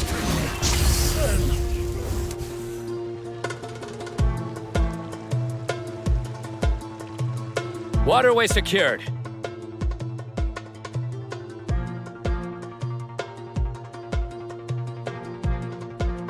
Brothers! Sisters! Perfect. Just in time. Welcome. Once we've linked up, we'll continue the advance. The team has arrived at the north entrance, as planned. Good. Press on.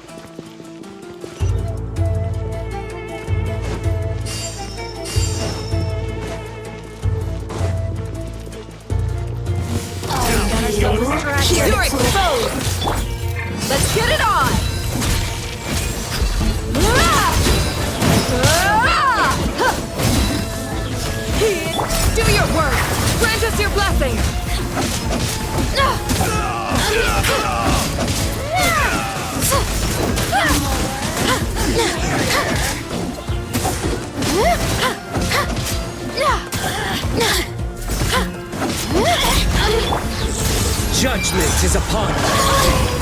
You really know how to get me going.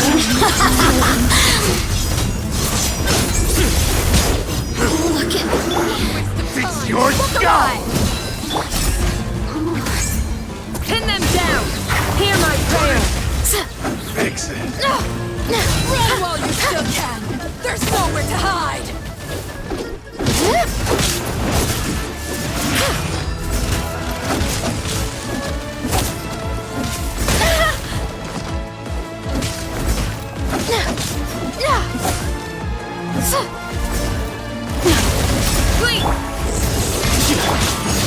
Gloves off! Did it take too long?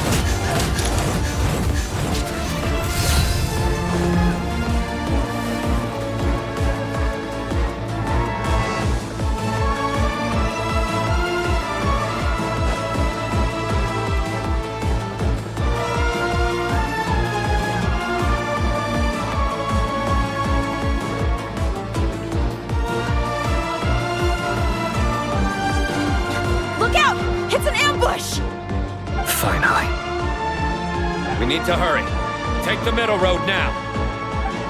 Mahamacha Sino, area clear. Don't relax just yet. More Fatui approaching from the right.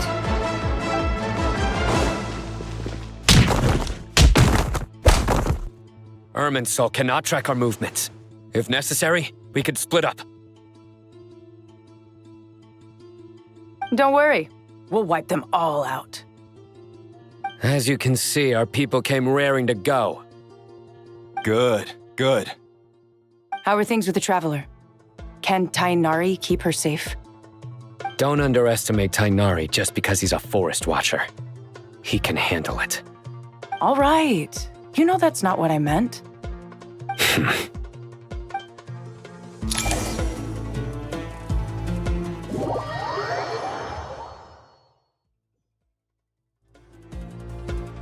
Sino and the reinforcements have drawn the Fatui's fire away.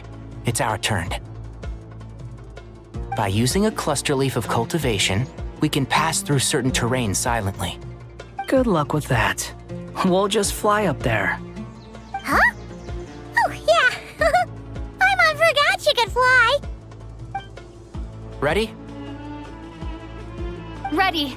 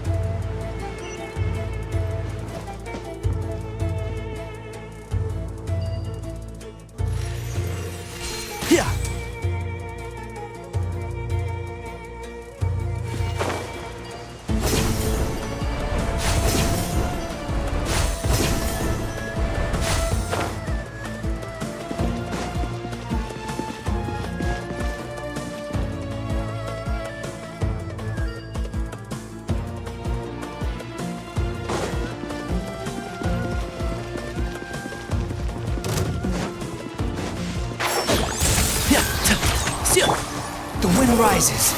Know your place. That's far enough. Behold. Scorch and burn! By everlasting flame! Jammed. And shroud!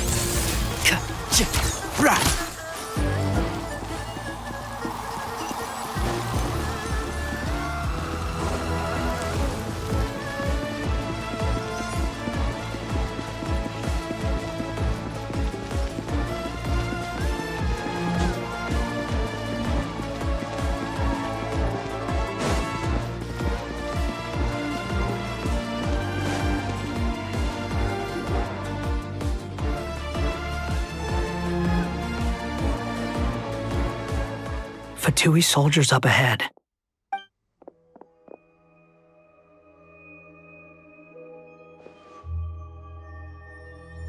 Careful. Prepare for battle. There's people over there. You have some nerve showing your faces here in the center of Sumeru City.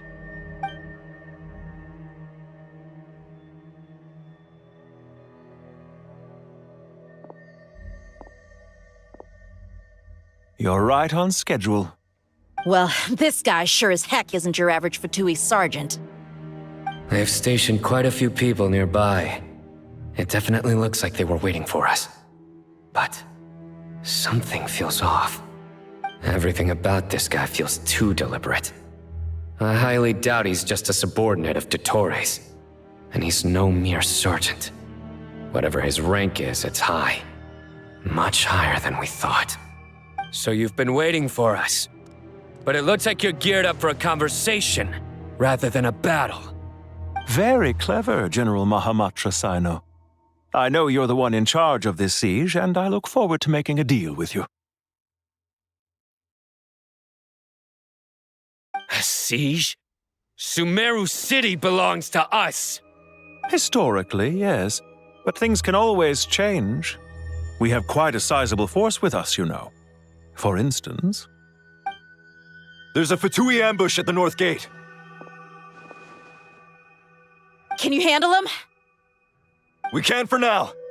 Yes, I'm quite sure both sides can hold their ground for the time being. The battle has not yet reached its climax. But what happens next? Do you enjoy watching bloodshed? Surely some of those here are people you count as friends. Once a war begins, some people must die. I doubt you wish that fate upon anyone you know. Wait a second. It's a trick. He's not even there.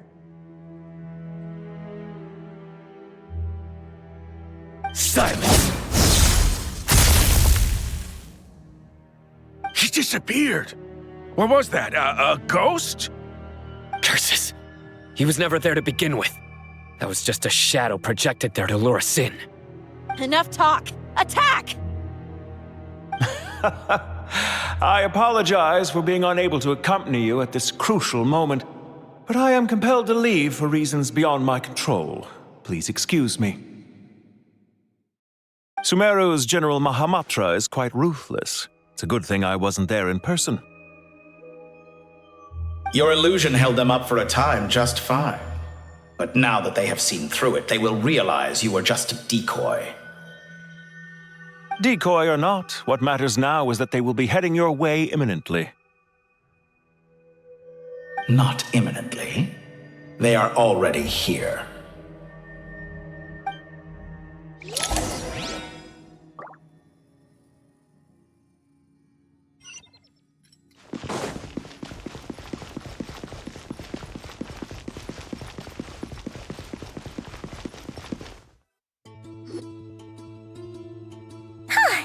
We made it! This is far enough. Tainari, you go help Sino. Don't worry about us. We'll manage from here. Are you sure you don't need me to stand guard? No need. Once the connection is established, we'll disappear from the sanctuary of Surasthana. Go help the others. All right. Goodbye for now, then. Please tread carefully.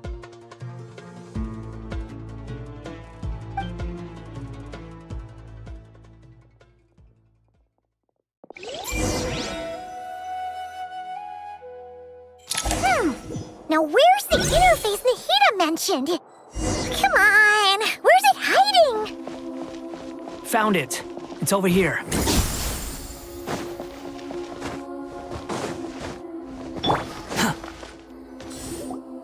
We can connect to the inside of Irminsul through the Sanctuary of Surasthana's built-in security system. You should be pretty familiar with the process. Is it the same route as last time?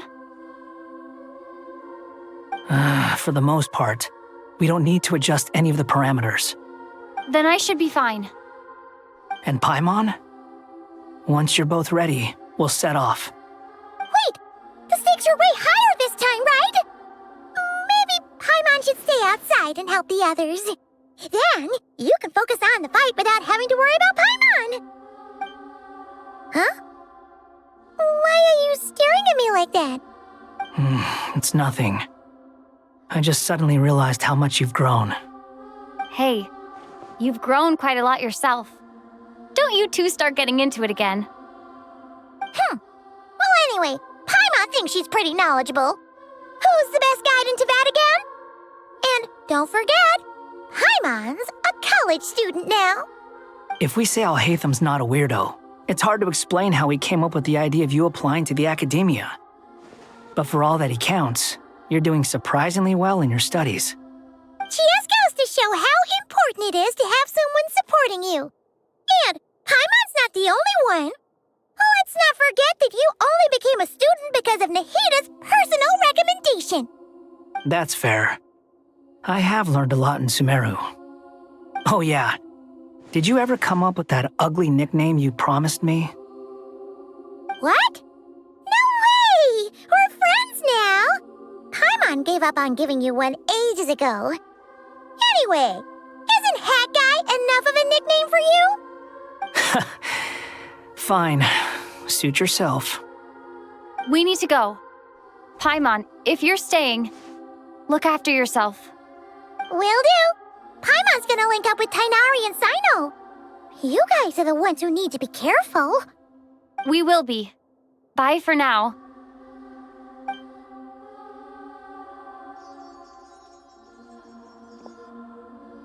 Initiating connection.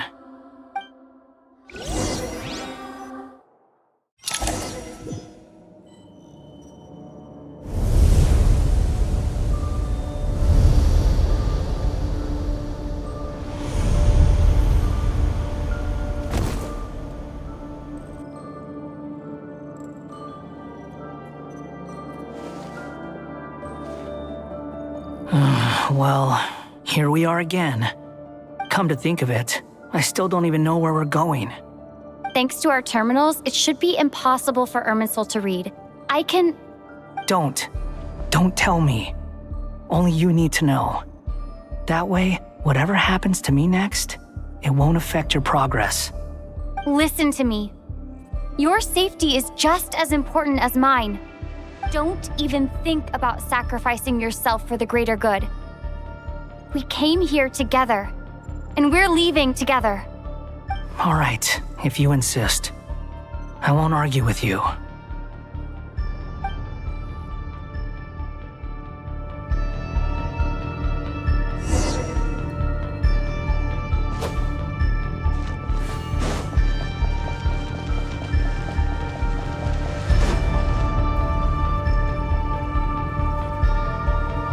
This place looks so different from how I remember.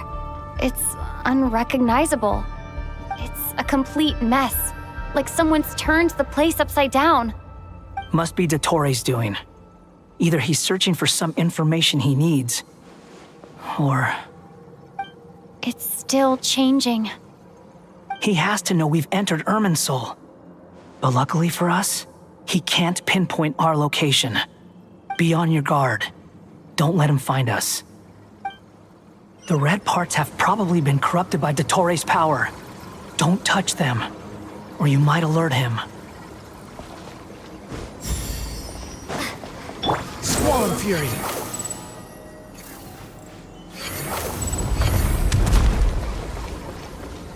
He's looking for us. Tread carefully. That wall could be a problem. Fortunately, it looks breakable. Give it a shot.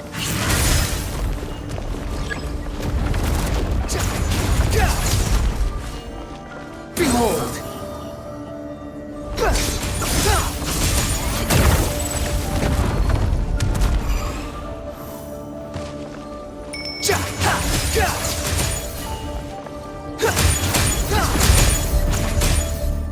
The wind rises.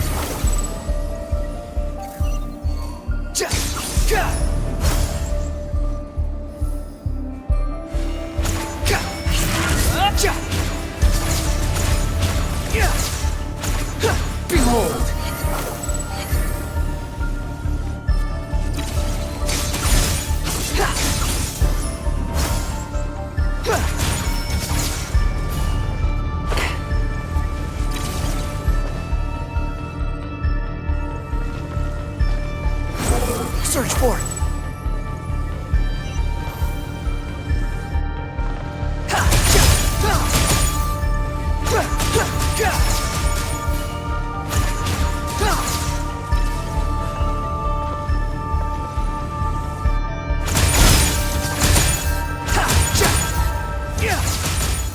rises.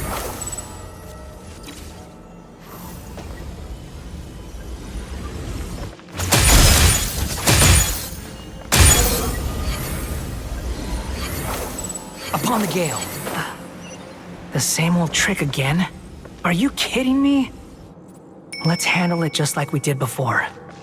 This cheap trick isn't gonna stop us.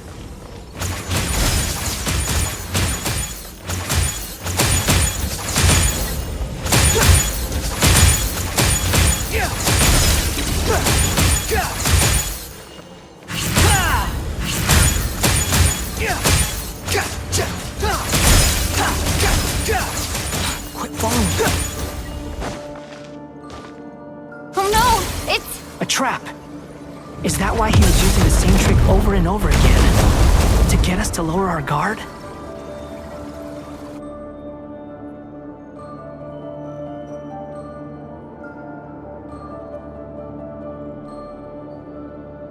I'm trapped!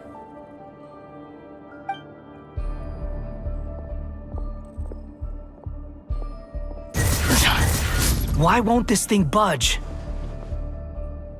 Hello? Hello? Can you hear me? Nicole? Is that you? Yes, it's me.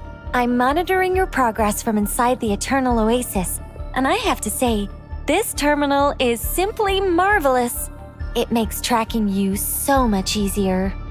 I couldn't see anything at first, but now that you two are inside, I can use your location with support from the terminals to get a partial view of the situation inside Irminsul. It's not the clearest image, but it's better than not being able to help at all. So, here I am. I can't intervene directly, but I can help to guide you out of the jam you're currently in. So please, just follow my lead. Dottore in his current form is a blight upon both Irminsul and the ley lines. Pay attention to your surroundings. There must be sources of his contamination nearby. The corrupted information is his means of manipulating the environment. You must destroy them. Is that one of good work? But we're not done yet. Stay close, and let's see if we can find any others like it nearby.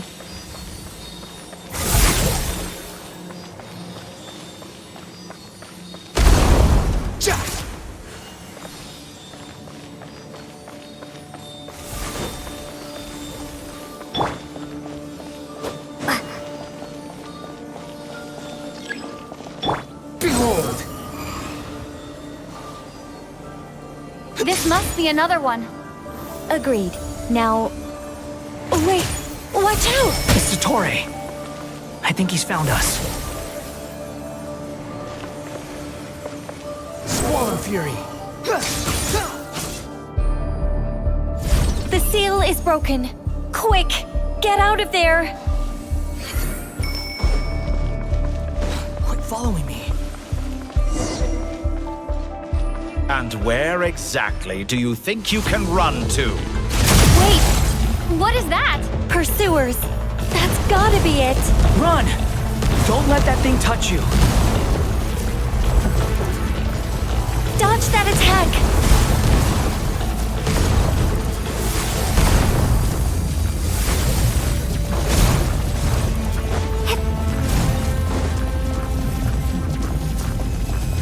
There's more than one path. Which way do we go? To the left! Trust me!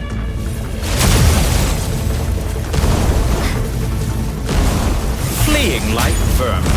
What a pathetic sight. Hey! Watch yourselves! Stay focused! There's a cliff ahead! Jump!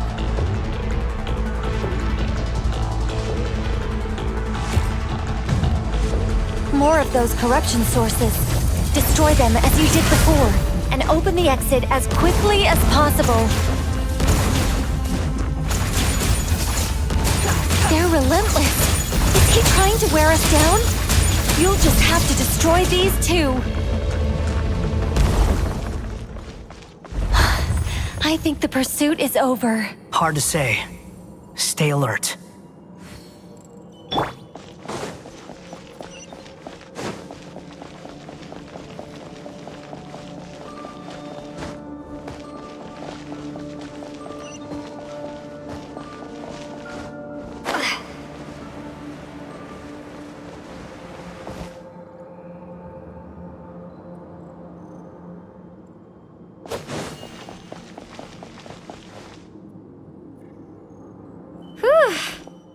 I think we've made it to relative safety.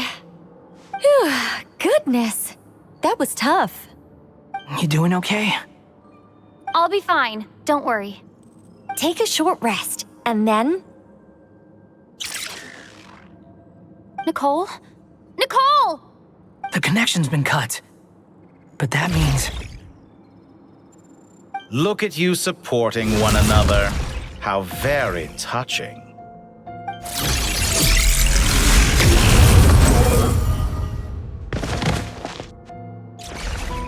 Dottore! Took you long enough to find us.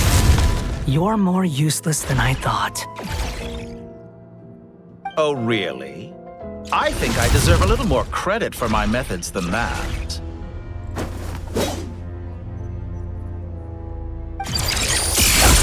Rather than hunting you down, I chose to let you roam free. I indulged your presumption that I was unable to track your movements, played along with your clever little plan. Fleeing is for animals, but I rather enjoy watching you flee. Some things lose the will to run altogether as soon as you put them in a cage. If that's true, then why did you come looking for us? Because I wanted to observe you up close, of course. Don't misunderstand me, I'm not here for a fight. Is it so unusual that I wish to greet my old acquaintances in person? After all, it's been a while. Scaramouche.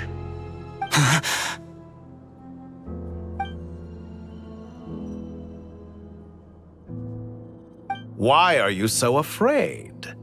I have done nothing unprecedented in discovering the truth. Nor did I go to any great lengths to uncover your story. You made a bold series of moves in deciding to erase yourself. And with the power of this great chronicling device called Irmin's Soul, you were able to achieve something quite remarkable.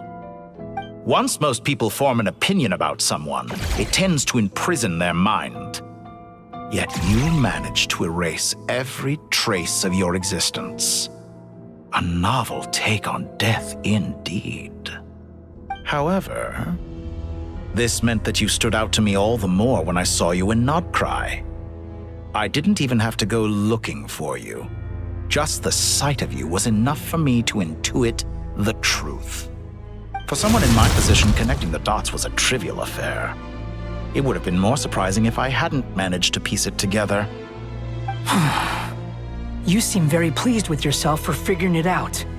I'm sure you'd even be more delighted to learn the full extent of your crimes. That would hardly be necessary. Besides, isn't there something that concerns you more right now?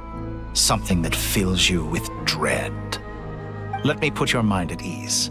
I have no intention whatsoever of restoring any of the records you deleted. For one thing, it would be exceptionally difficult. But more to the point, I doubt that the prospect of losing your current life is all that frightening to you. Because in your case, the cruelest twist of fate is that you'll never again have the chance to make up for any of your mistakes. Isn't it? Dottore?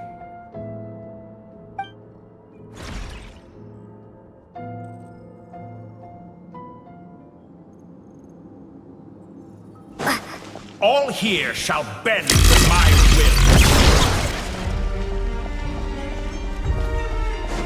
Time to ignite!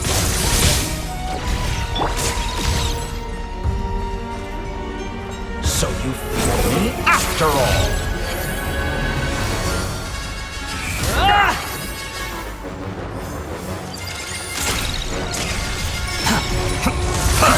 Too slow, the wind rises. You're dead. Scorch and burn! I'm afraid you'll need to do better than that to take me down. I expected you to have grown stronger. Ah, how foolish of me. I forgot that you lack any means to increase your power. You will pay for everything you've done! Oh, will I now?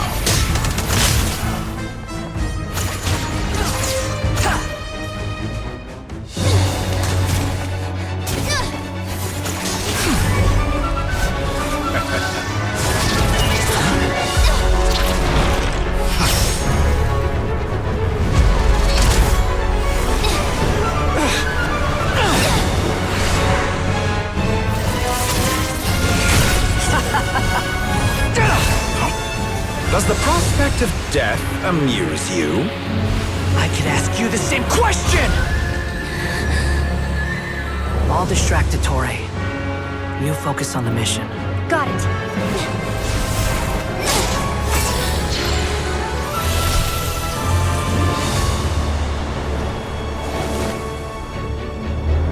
For the hopes and dreams of the masses. Open the secret door on this enchanting night. May wisdom's light eradicate ignorance and darkness, and hereby fulfill our ancient vow. Commence data extraction.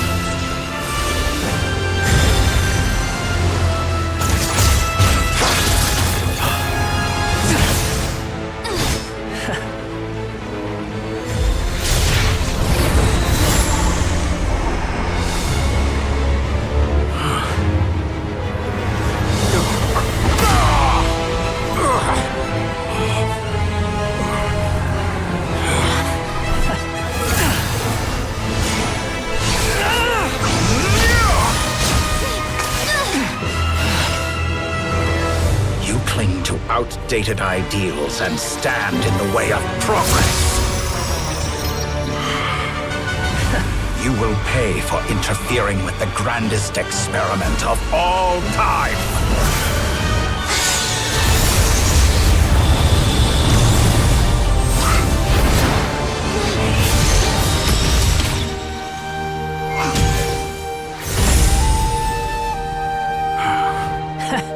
Good timing. Dottore, as clever as you are, you fail to understand wisdom. Wisdom takes many forms, but the path you have chosen eschews them all.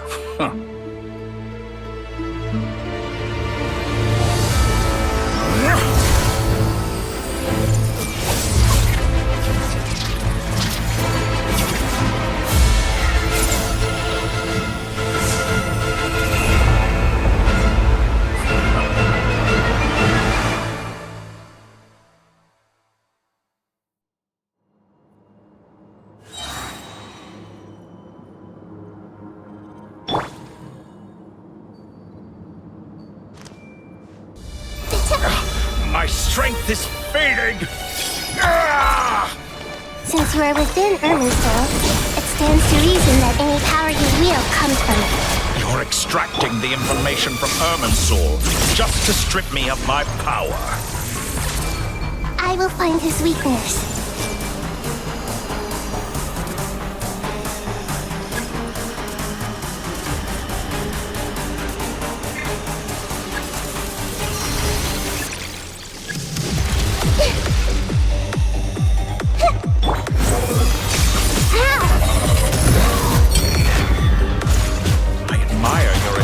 Introduce a new variant, but it's nowhere near enough.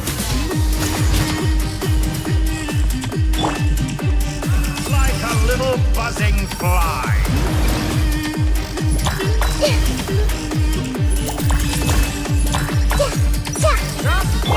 Time to ignite! The wind rises. That's far enough.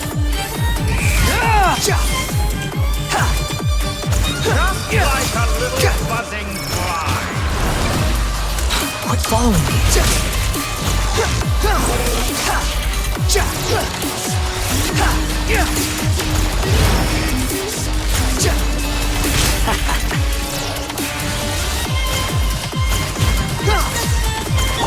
Like a little buzzing fly.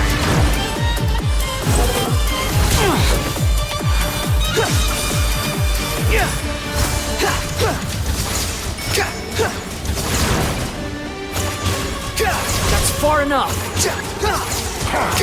A petty trick. Behold.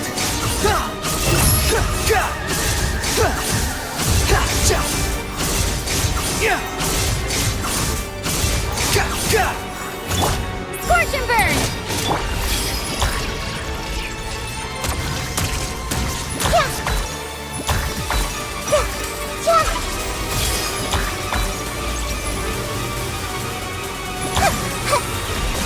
Let's try this. Muso no Hitokachi!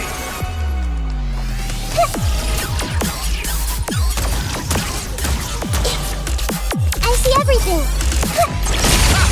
You won't just... They're so close! Just hold on a little longer! I'll hold him off. Traveler, Hat Guy, the rest is up to you!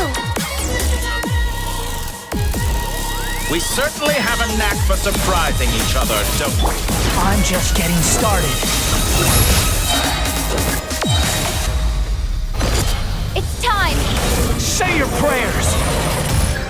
Stay on the offensive, but watch your back.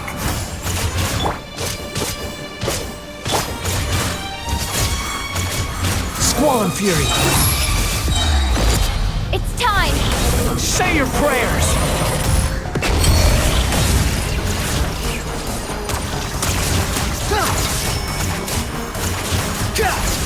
Let's try this! Muso no Hitohachi!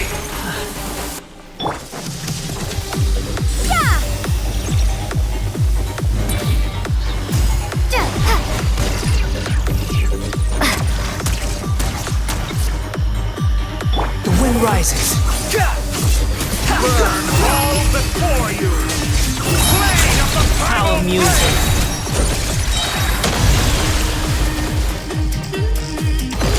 It's time! Say your prayers!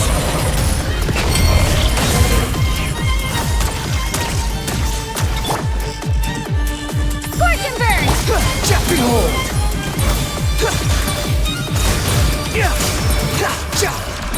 Let's try this. Squall and Fury!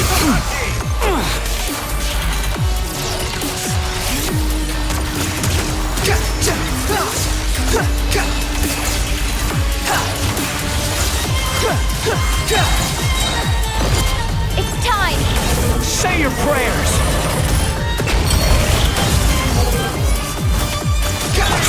Primal Blade! Too slow. Behold!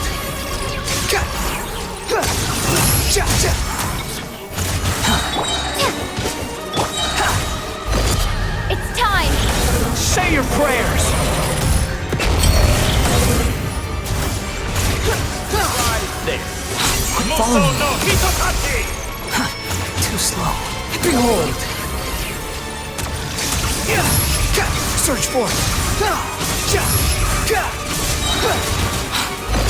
It's time! Say your prayers! Finally, time for you to die. Excited? Time for me to die?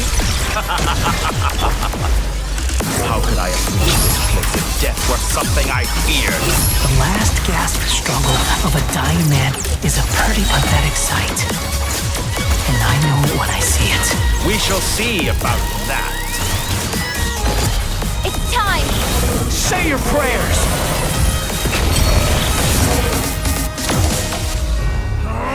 That's enough!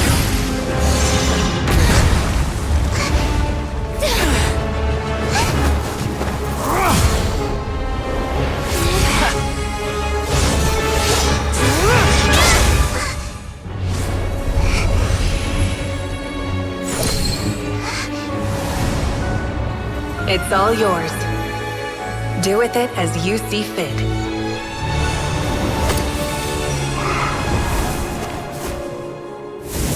Just as you say, this world is home to some archaic things. And as you suppose, you are a formidable opponent.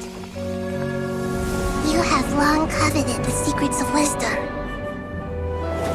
So now, I will demonstrate true wisdom in action. I invoke my supreme authority as the keeper of Irminsul. Commend me or condemn me, but give your verdict now!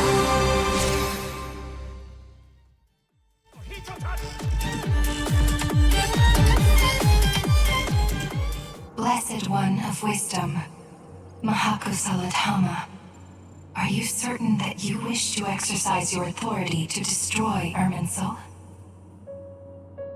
It represents both your roots and your finest accomplishments. You truly intend to abandon the very thing you have always fought for?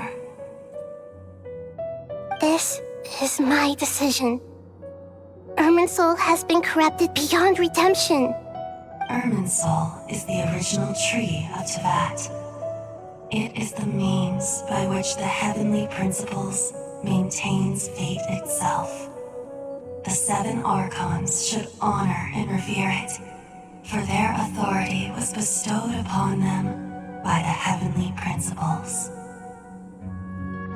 It is precisely because I honor and revere it that I fight for the humanity it exists to protect. Wisdom is knowing how to weigh the options and make the right decision. If you truly care about the fortunes of this world, then it is me you should seek to preserve. Planting a seed begins the chain of cause and effect. Since you have become a great tree yourself, why should the loss of another tree be anything to fear? Till we meet again, Lord of Dendro.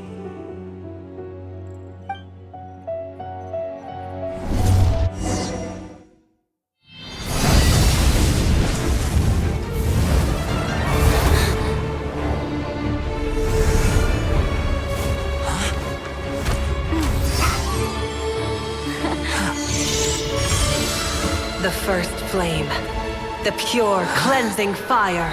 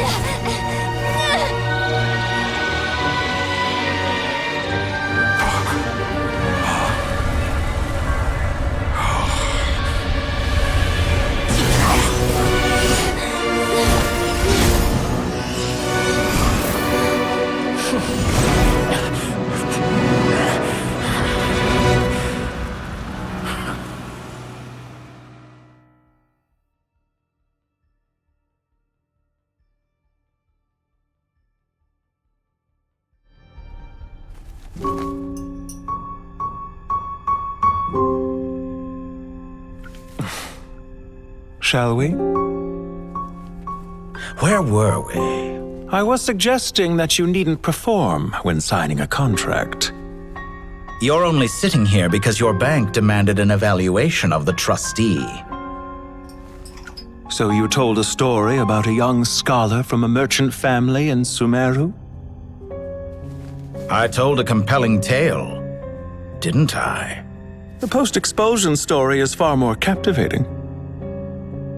The human experiments or the elixir of immortality? The part where you die.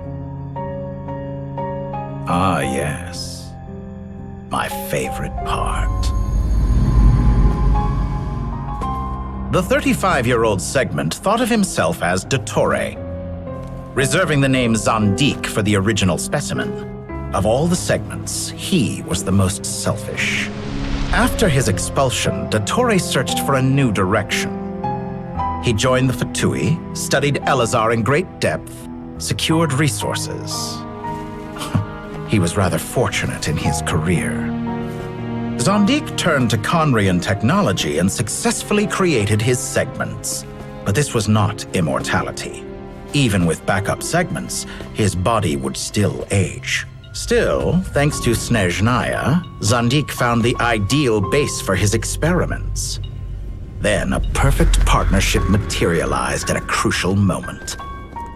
The year that both parties realized they needed more time. Fortunately, Zandik succeeded. In a miraculous turn of events, he gained the extra time he needed. I seem to recall it differently. All right, it's true. No matter how much elixir he took, Zandik remained human and continued to age. Then, on the morning he turned 85... Help me up! Call for help! Surely he would be rescued, Zandik thought. But to his surprise, no one helped him. Zandik was too selfish for that. Don't forget, you're one of us. Yes, and we're all waiting. Waiting for me to die. Pantalone arrived for a meeting and happened to witness what followed, he found it unsettling. I never said that. But the Zondiques were unfazed. It was a rare opportunity for self-dissection.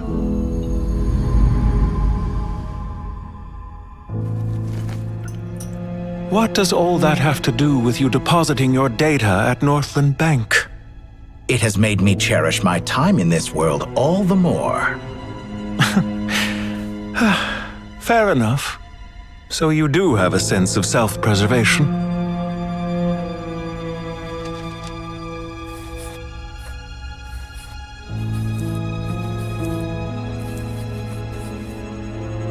What do you mean? You're hardly normal, and you don't cherish life. You just don't want to admit defeat in the limited time you have. Even so, don't I deserve an interesting ending? I'm counting on it.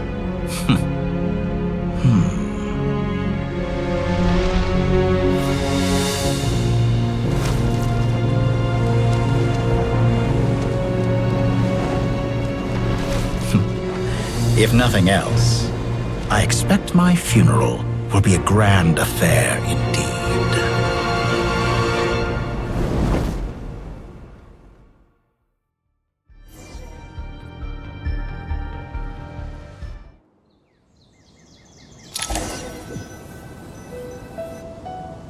What a magnificent fire.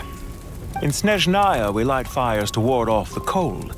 Fire, it seems, is antithetical to ideas such as cold, frozen, and unchanging. Perhaps it has always been that way. From the beginning, fire has been used to drive away wild beasts and warm the body and mind. You could say it's a form of treatment. One that cures the human heart of mortal fear. Mortal fear? Something you haven't been acquainted with in a long time, by the sounds of it. Whereas you, I'm sure, must know the feeling quite well indeed. I remember when we first discussed the elixir of immortality, you claimed that extending your lifespan was about buying more time. But was that really the truth? You fear the prospect of dying a wretched end in this world, don't you? Of course I do. I'm only human, after all. And while you may have forgotten it, you cannot deny that you too were once human, Dottore. I do not believe that there is no such fear in your heart. Perhaps you are right. But I abandoned it long ago and devoted myself to my experiments. I have felt no fear since. From the very beginning, I never thought you could win this game. But still you came, contract in hand, to honor our agreement. Because I am a reputable partner. And as we have discussed, experiments are about more than results alone. The process is equally important. I have come here and completed my creation, and I do not regret my decision. I'm afraid your journey ends here. After I die, there will be no one to make the elixir of immortality, and your remaining stock will only last a few more years. How then will you prove that you didn't perish in this incident alongside everyone else? When I feel optimistic about market environments, I never forcibly adjust them. They have their own direction. And I myself am one such environment. I have been quite particular about many things in my life.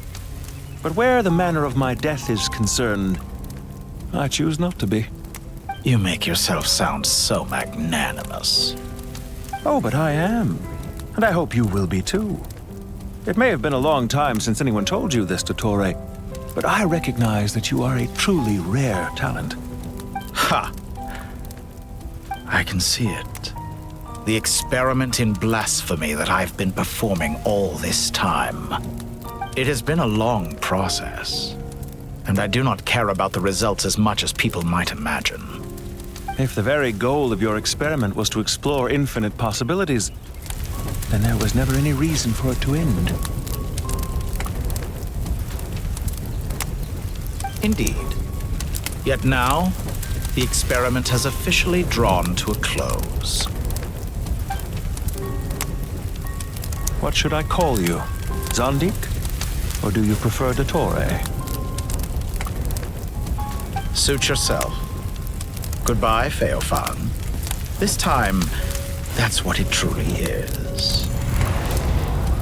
And don't I know it? Goodbye, Zandik.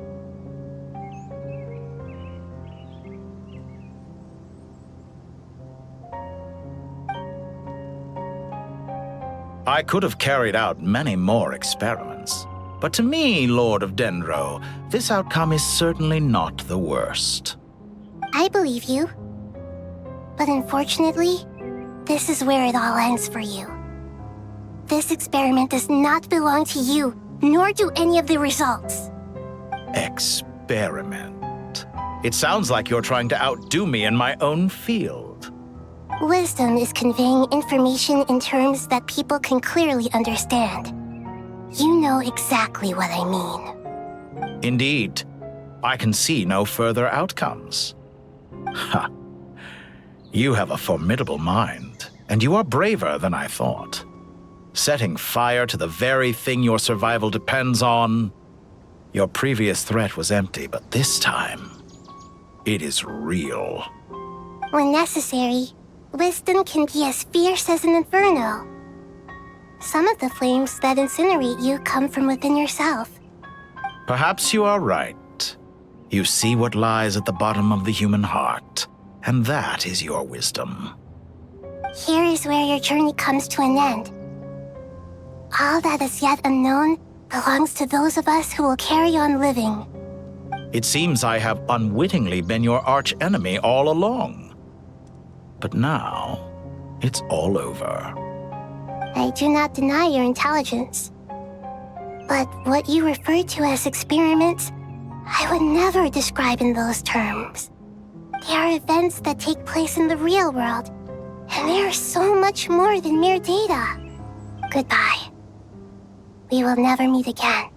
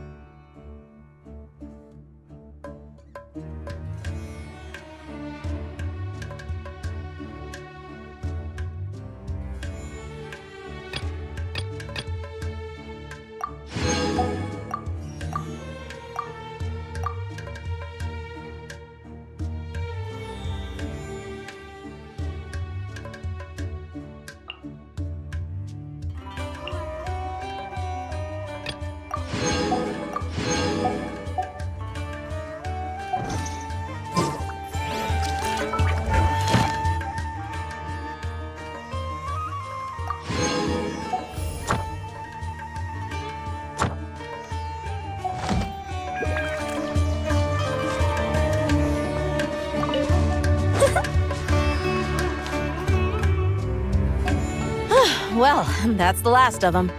Everyone on the list is already back where they should be. It was a long, hard road, but we finally finished escorting everyone back. I just pray that we'll never need to leave again. I hope we can stay here forever in this peaceful paradise of our own choosing. Paradise. In the annals of the Temple of Silence, that word carries great significance. It represents the hopes and desires of the gods. Their longing for a place to rest. I wouldn't think gods need such a place. People always think they're the only ones who can lose their homes. They forget that gods too need a place to reside. As the Goat King once said, "A god without his people shall cease to exist." Gods need their believers every bit as much as their believers need them. Only we can truly understand how much the desert faith has faded over the centuries. But we still talk about the gods as though they're part of our lives. Given the myriad ways in which gods and humans interact, I'd say they really are. How else could Dunyarzad consider the Dendro Archon a friend? Well, that sounds about right to me. Describing them as friends sure makes us feel a whole lot closer. If you told me a few years back that I'd have this many friends, I'd have called you a liar. Belief is a choice, just like friendship. We've made our choices through battle. The right ones, wouldn't you say? I'll be heading back to the Temple of Silence. I heard the Goat King and the Ibis King decided to pay us a visit. How about you? It's back to Aru Village for us. Still plenty of supplies to distribute and people to help. Until next time, old friend. As long as you can find the time, you're always welcome to visit us in Aru Village. Right back at you. Make sure to drop by the Temple of Silence the next time you're free. Or it is that two of the other 7 pillars, Shezapang and Bennu, might also be dropping by. Since you're wearing the symbols of their power, it'd only be fitting if you came to see them for yourselves. Dropping by? That makes it sound like they're visiting a neighbor's home. Well, the temple was founded by Hermanubis, so I guess to them, that's exactly what it is. Guess that's true. All right. We'll make sure to find time to stop by. Stay safe on your journey home. I will.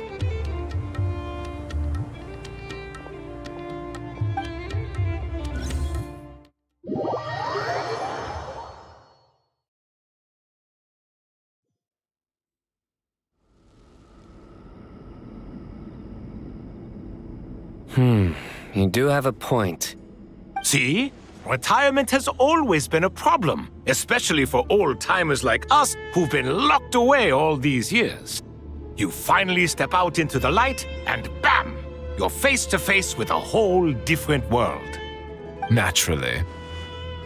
What do you think, Layla? Huh? Why would you think to ask me?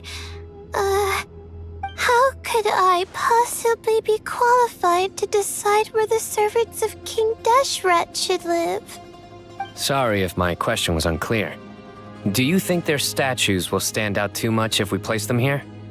Hey, I never agreed to this. How could we possibly allow our statues to be left in Hermanubis' home? That would be like breaking into someone's house, then pretending it belonged to you in the first place. Different beliefs can coexist. We still need to respect one another. By which you mean, you two plan to stay at the Temple of Silence, for a while at least, but you have no intention of relocating your statues here. So, you see this as sort of a family visit? Is that correct? Family. Huh. You could say that. In a sense, Hermanubis would view this as his home. Just look at this place. Magnificent, is it not? The sad truth is, in the past, all 3 of us invested so much into misguided ventures.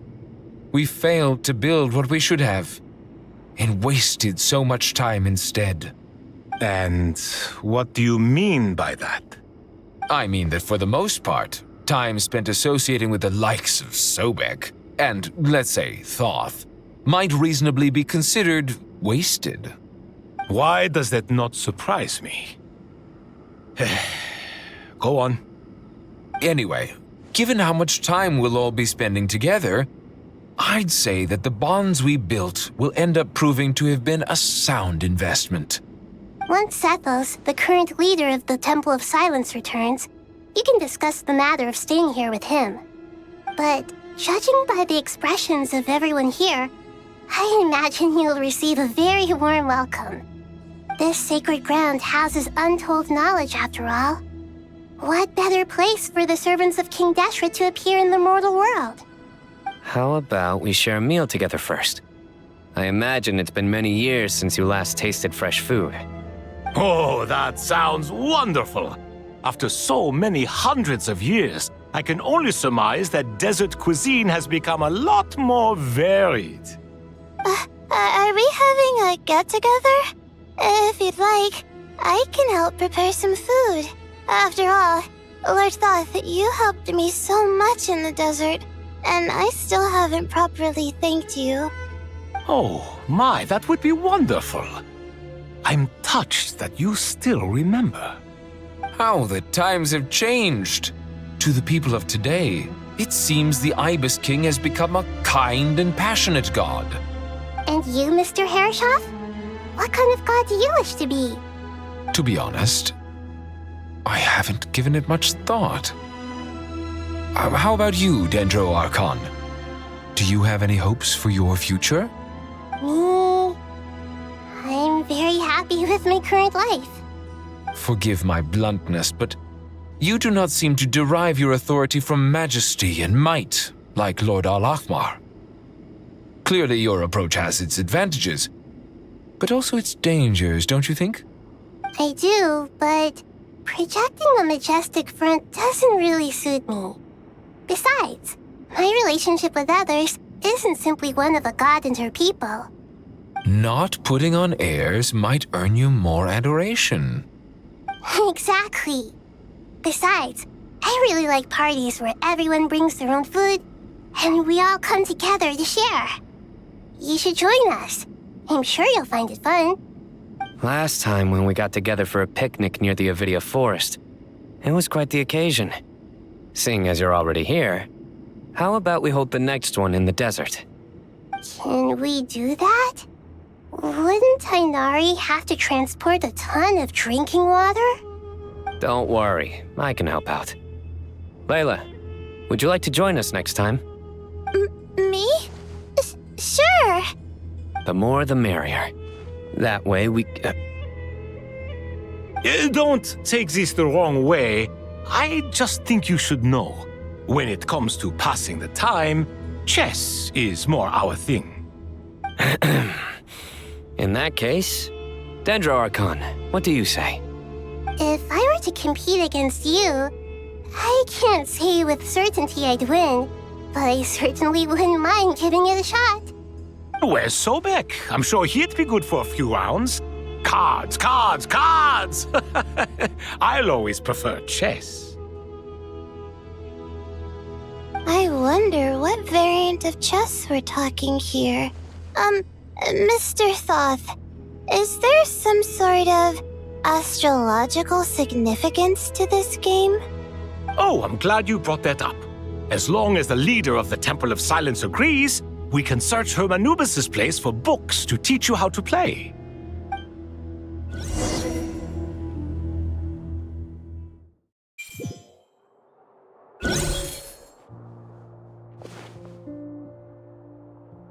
Such devastation visited on Sumeru City. So many houses destroyed or damaged in the fighting. Who could have foreseen this? Look at all of this. It's going to take me forever to tidy up. I suppose living below the academia doesn't always work out to your advantage. I would have thought a little appreciation of my sincerity and effort in helping to clean up this mess might be in order. Helping? Effort? This is your house! Of course you should be putting in the effort! If anything, I'm the one who's helping. So you see yourself as just a helper in this situation. I must admit, I'm rather shocked. If you're trying to say that since I live here too, I have an obligation to tidy up, fine, I suppose I do.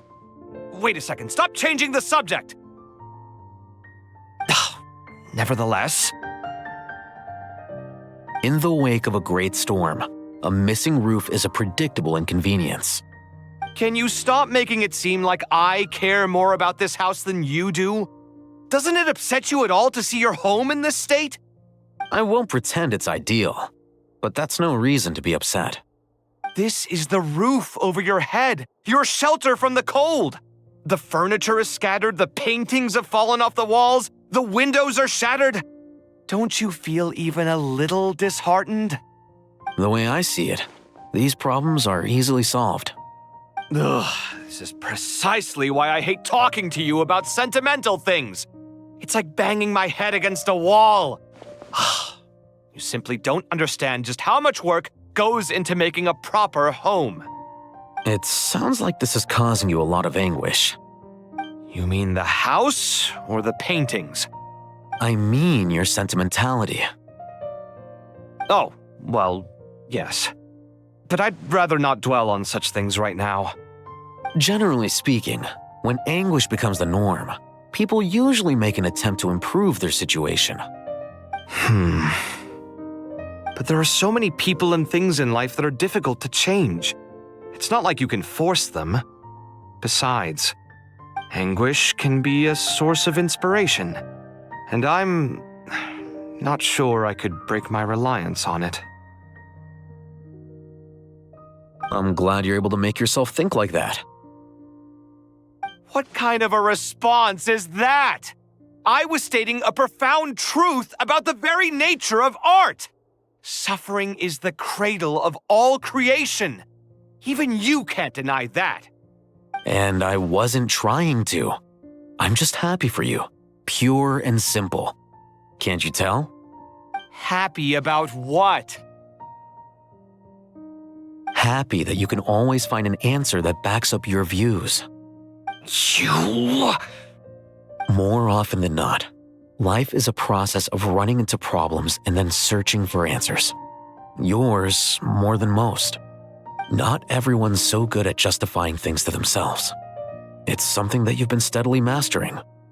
Huh. What about you, then? What skills have you been mastering lately? Pass me that box. Huh? Okay. You may consider this my progress on the path to mastery.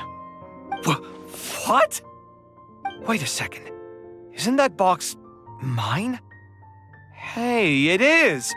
It must have fallen off that shelf. I'll hate them. Those are my paints and inks. Would you like me to put it in your bedroom for you? Huh? I mean, sure, if you don't mind. What kind of progress is this? Does he think he can bribe me? Not that giving me back my own things is much of a bribe. These books on the floor, they're a complete mess. And this one, didn't he say it was an out-of-print collectible? It's completely covered in dust, and some of its pages have even fallen out. Ugh, guess I should help him repair it. This one too. And this one.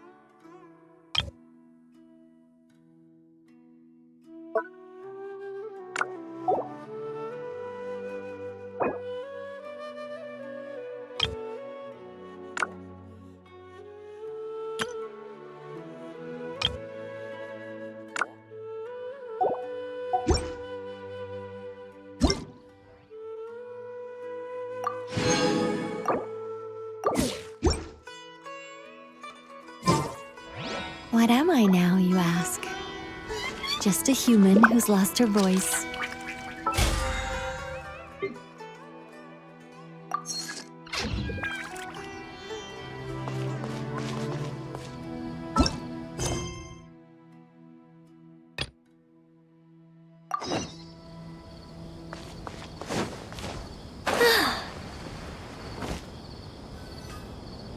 Local sumpter beasts, imported goods, such a bright future ahead.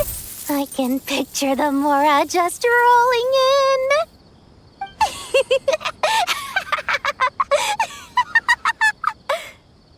You do realize you sound like a choking cow? It's called being imposing. Can't you feel it? Are you not intimidated? Oh, I'm positively shaking in my sandals. What commands do you have for me, oh mighty Lord Sangamabe? You've got a lot of nerve, Nefer. You went and told Candace and the others everything, didn't you? Seriously, do you have any idea how differently they see me now? Surely that's a good thing. I presume they're more disposed to actually like you now, maybe even view you as a friend. You traded my secret for sympathy! Thanks to you, I've lost every last shred of my mercantile majesty. How am I supposed to make anyone think I'm a big, scary investor now? The dark days of Lord Sangama Bay are behind you. Why not take this chance to make a few honest friends? Speaking of friends, since when did the notorious Lady Nefer gain such an admiration for holier-than-thou types? A moon chanter here, an angel there? Who'd have thought it? A coming together of fates, nothing more. No need to throw around accusations of admiration. Forget it. You're right about one thing at least.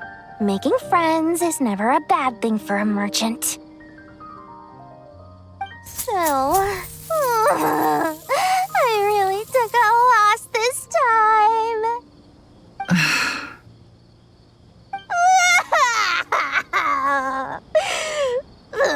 What are you looking at? I'm trying to see if you're really crying or if those are just crocodile tears.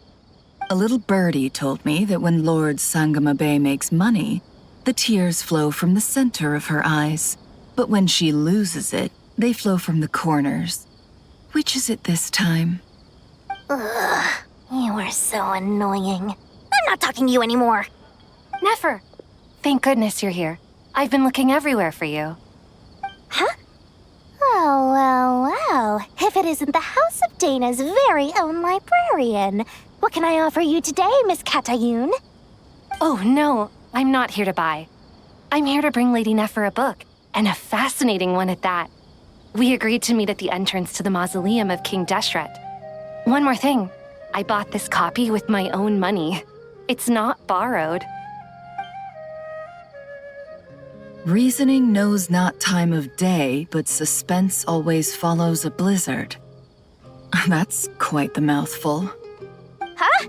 Isn't that the one that... It was all the rage for a while. People throughout the city were clamoring to get their hands on a copy. The names inside were all circled. Everyone thought it was a riddle. Don't bring up that book in my presence. I don't even want to hear its name. That thing was nothing but a scam. Surprisingly enough, I've actually heard of this book, though it doesn't seem of much consequence. So what truth lies behind it? You're from the Vahumana and you're asking me what the truth is? I'd say the actual truth was about the least important part of the whole episode. I brought you this book because it probably has the most interesting backstory of any in the House of Dana's collection, at least in recent years. As for its quality, well, you can judge that for yourself. Don't tell me it's actually any good. You may not know this, Lord Sangama Bay, but Lady Nefer has a fondness for books with... how should I put this? Mixed reviews? No eye for good literature, huh? Perhaps she feels that bad books hide interesting secrets? But I shouldn't put words in her mouth. It's probably fair to say she prefers the conversations that books can spark over the substance of the books themselves. Suits my style as an intel broker, wouldn't you say? Very interesting, thank you. I'll return it to you once I'm done reading. And as it happens, I have something for you, too. Incense? I imagine you've already used up the incense I gave you last time. Here's some more. This batch is from Nodcry, so the scent won't be quite the same. Well, actually, I've been saving the incense you gave me. I couldn't bring myself to waste it without a special occasion. But I'll gladly accept this, too. And I promise I'll use it this time.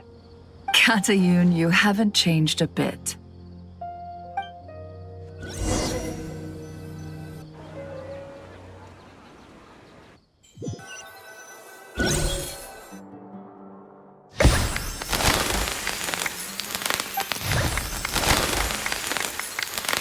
Congratulations, Kale.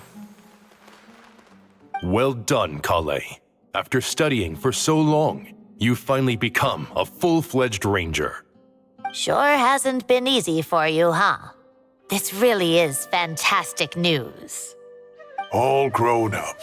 No longer a trainee, but an official forest ranger. Oh, the next step is to secure tenure in the academia. Thanks, everyone. It's true. I'm an official forest ranger now. Master Tainari, thank you for your guidance and support. I wish Mr. Sino were here so I could thank him too. Sino had a matter to attend to at the Temple of Silence. I don't imagine he'll be back for some time. But don't worry, we can celebrate together once he's finished. I'm afraid the party will have to wait. Kale still has some matters to attend to first. Kale? Is everything all right? No, it's not what you think. There's nothing wrong with my health. I just have a few things I need to deal with.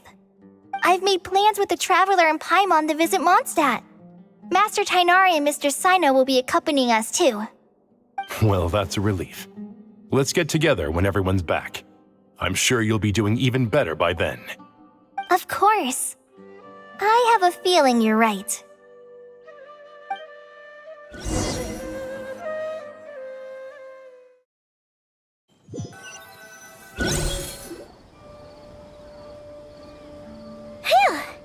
After all that catching up on sleep and food, Paimon's feeling full of vim and vigor again. For someone who spends so much time resting, your recovery routine is surprisingly simple. Hey! Paimon's been working her butt off too, you know. She flew all over the city helping everyone out. Don't worry. I saw how hard you worked. All right. We all know you're the most hardworking person in Tavad. As long as you're rested and full, that's what really matters. Paimon's been looking around the place, and it seems like the city's already on the mend. But Paimon's been wondering how Nahida's doing. We should check in on her.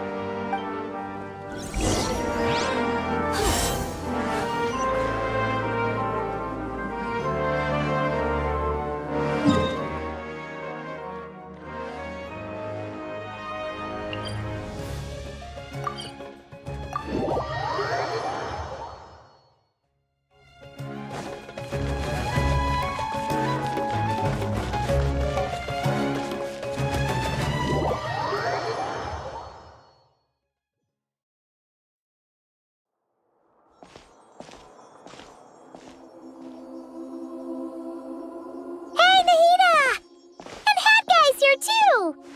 Traveler, Paimon! What's going on here? Nothing much. Nahida was just expressing concern for my physical and mental well-being. Oh, the Traveler told Paimon all about that. We've both been very worried about you. Are you feeling alright? You make it sound like I'm on the brink of some kind of breakdown. Truth is, I'm doing much better than you might imagine. If we can just get to the bottom of Dottoro's intentions, we can minimize his negative influence. That's the sort of thing I excel at. Just listen to that newfound optimism. It seems like having you enroll in the Vahumana was a truly inspired move. I can really see the positive influence. Observe, a classic Sumeru specialty. Chalking everything up to education and learning. To be honest, even I can sense the change in you. Everything Dottori said to you was a way to manipulate your mind. Fortunately, you're no longer under his sway. Can someone as old as me really continue to grow? If it helps, just think of yourself as a late bloomer. It's all a matter of phrasing, and it comes down to what standards you measure yourself by. For a puppet, developing at such an age is perfectly normal. But if you choose to call yourself a late bloomer, it sounds more like you consider yourself human. However you see yourself, well done. All right, I see what you mean. Anyway, what's your next step? What else can I do but complete my current courses? Everything else can wait. Anyway, that's enough chit-chat. There are still things in the city I need to help out with. I'll be heading there now.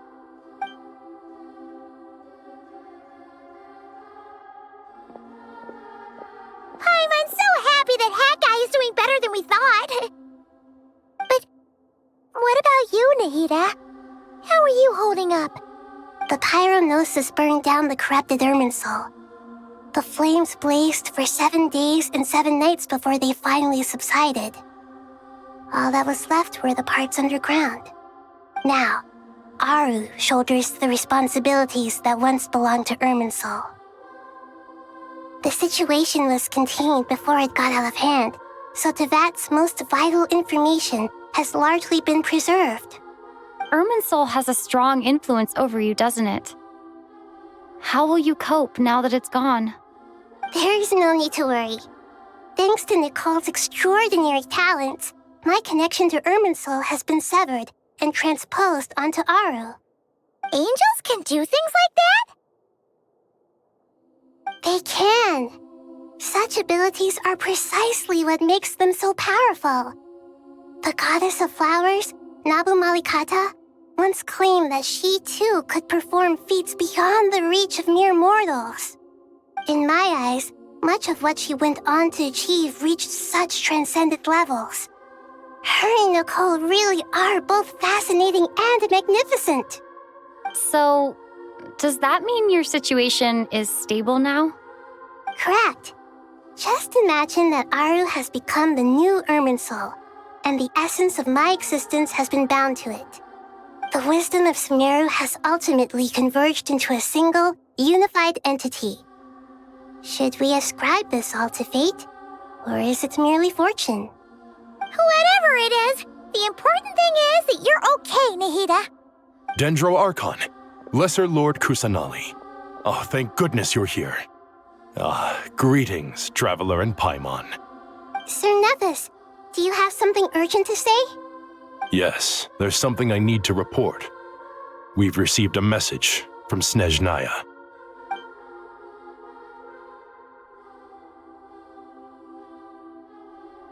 The Fatui Harbinger, the Rooster, sends us his sympathies, along with all the usual pleasantries.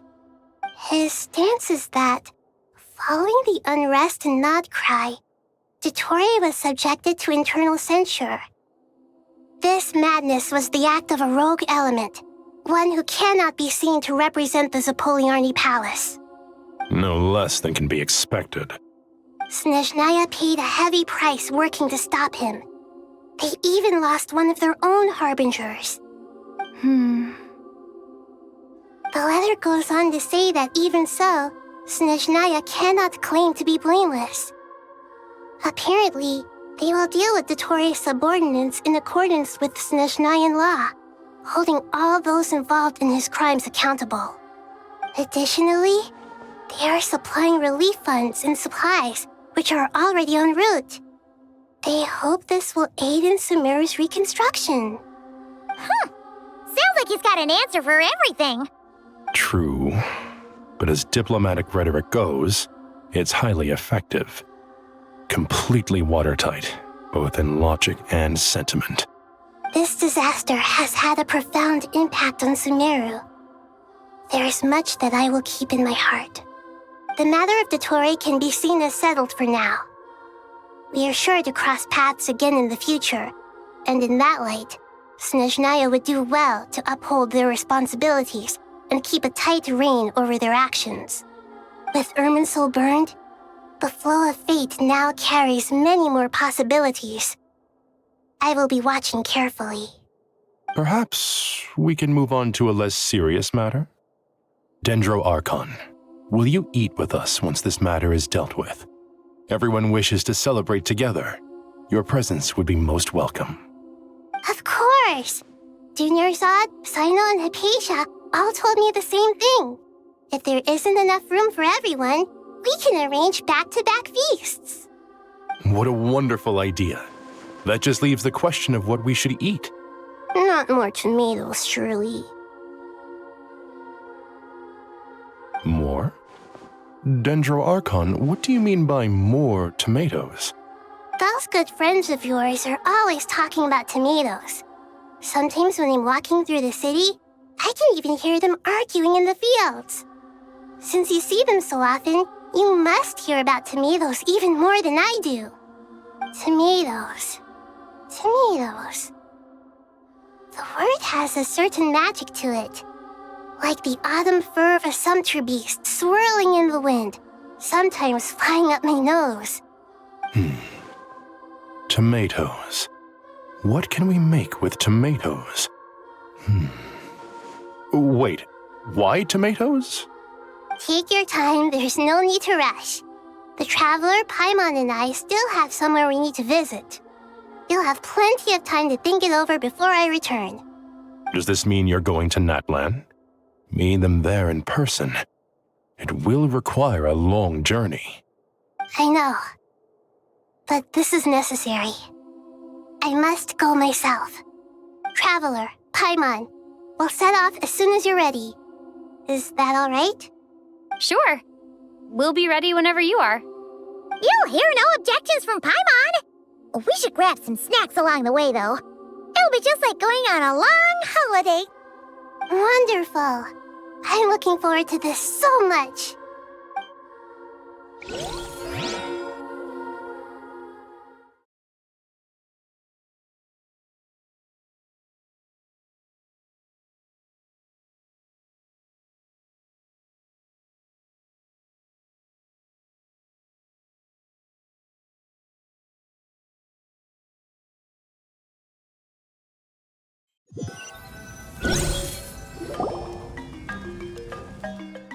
Natlan is such a lively place. It's super cheerful and positive, too. I can see that. There are people outside exercising at all hours. Such a healthy way of life. You came. Welcome, welcome. You must be hungry from your journey. Would you like something to eat? Oh, thanks, but no thanks. We've been eating the whole way here. We had a mushroom platter, Sab's meat stew, butter braised chicken, Hadasara pudding. Paimon's positively stuffed. All right, all right. No need for all that detail. I'm starting to get hungry myself. Maybe later then. We can wait till everyone's got an appetite. Then I'll head out for a meal together. Sounds like a plan. Let's find somewhere to sit down.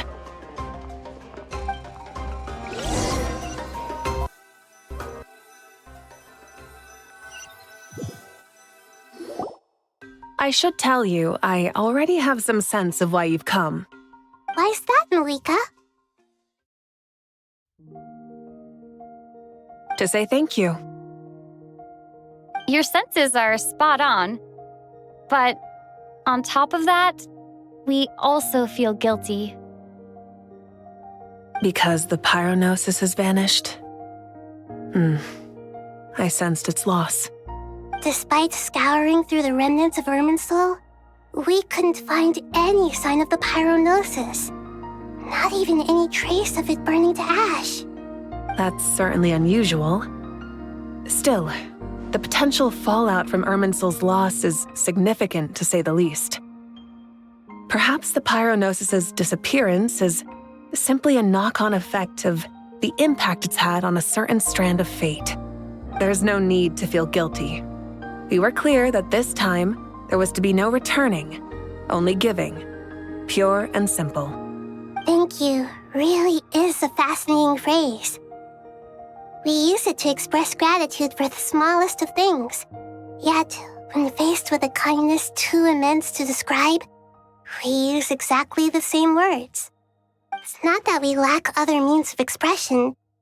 It's that when we truly need to express our feelings, the simplest and purest words are always the most powerful. You're right. In Natlan, we prefer simple expressions too. Companionship, friendship, support. They might not sound fancy, but the sentiment behind them is sincere. That's wonderful to hear. Sincere feelings are often a vehicle for the deepest wisdom of all. Irminsul's destruction doesn't seem to have done you much harm. I'm glad to see you're doing well. There's still a lot of work to do, but before we begin, we felt it was important to come here and speak with you. Partly to express our gratitude, but also because we felt that seeing you, in a sense, is like basking in warm sunlight. That's a nice way of putting it. I like that. To tell you the truth, though, I'm not a fan of somber meetings. So, since there's nothing more to say, why don't we go bask in some actual sunlight? The weather's beautiful today. What a great idea! Paimon's gonna lie back and soak up some rays.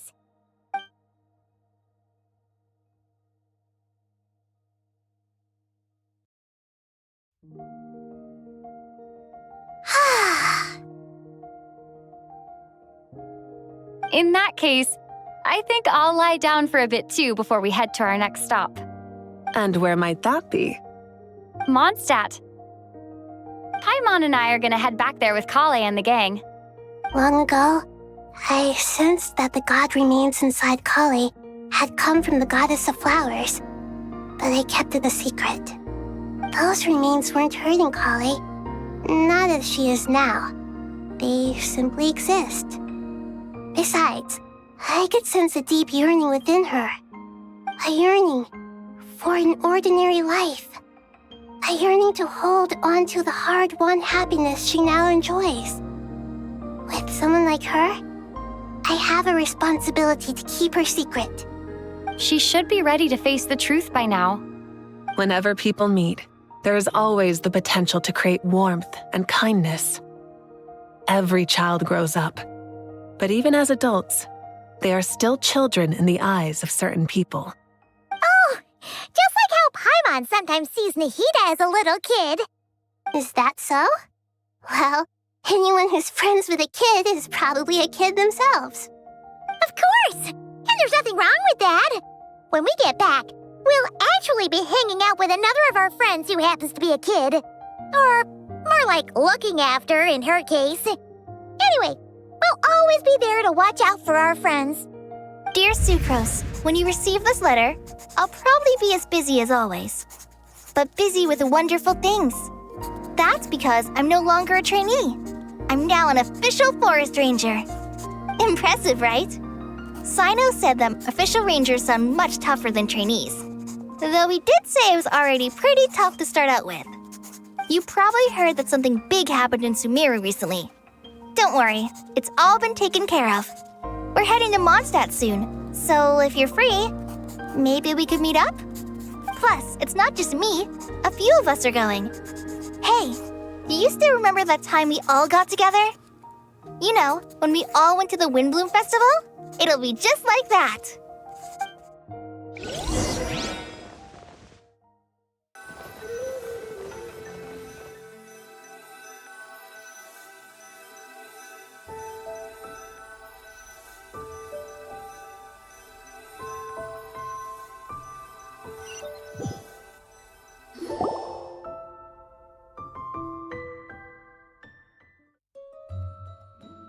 Dainari, is that...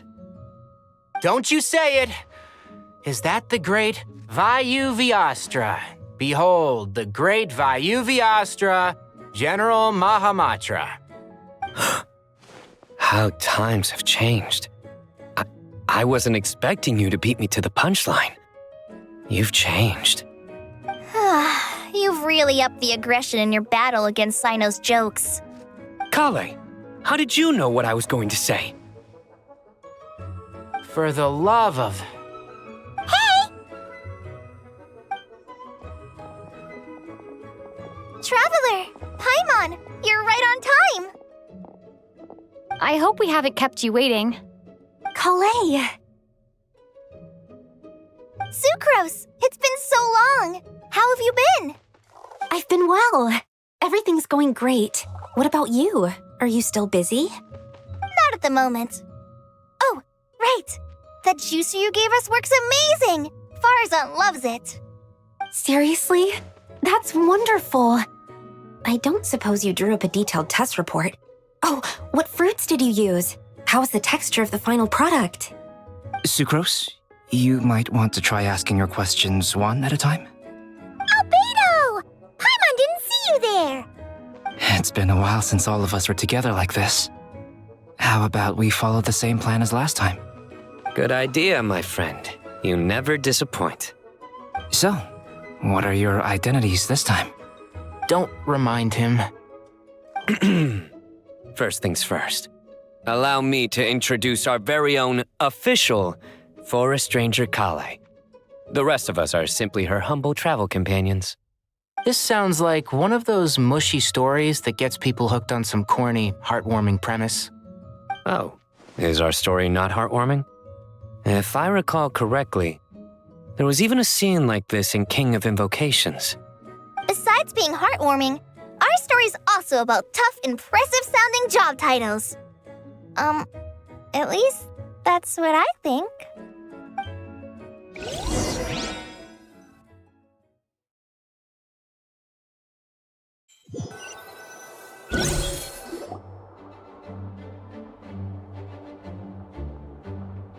Oh, you're here already? I'm still giving Dodeko a little trim. I won't be a moment. A trim? Does Dodeko need haircuts too? Of course. It's important to know how to take loving care of the apples of your eye. All of these trivial matters get left to me.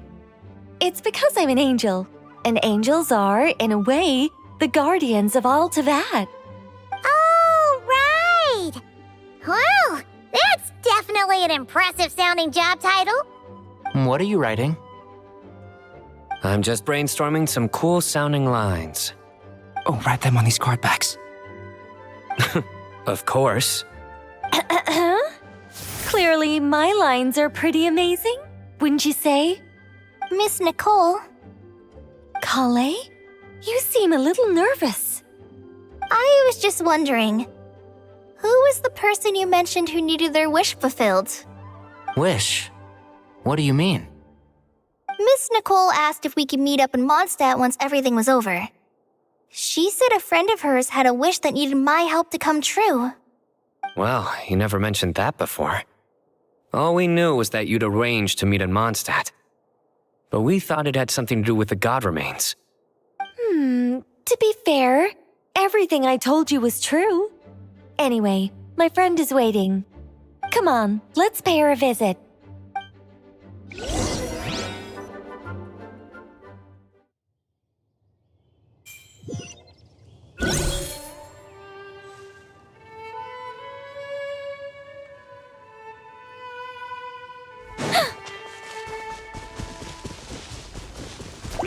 Such defiance.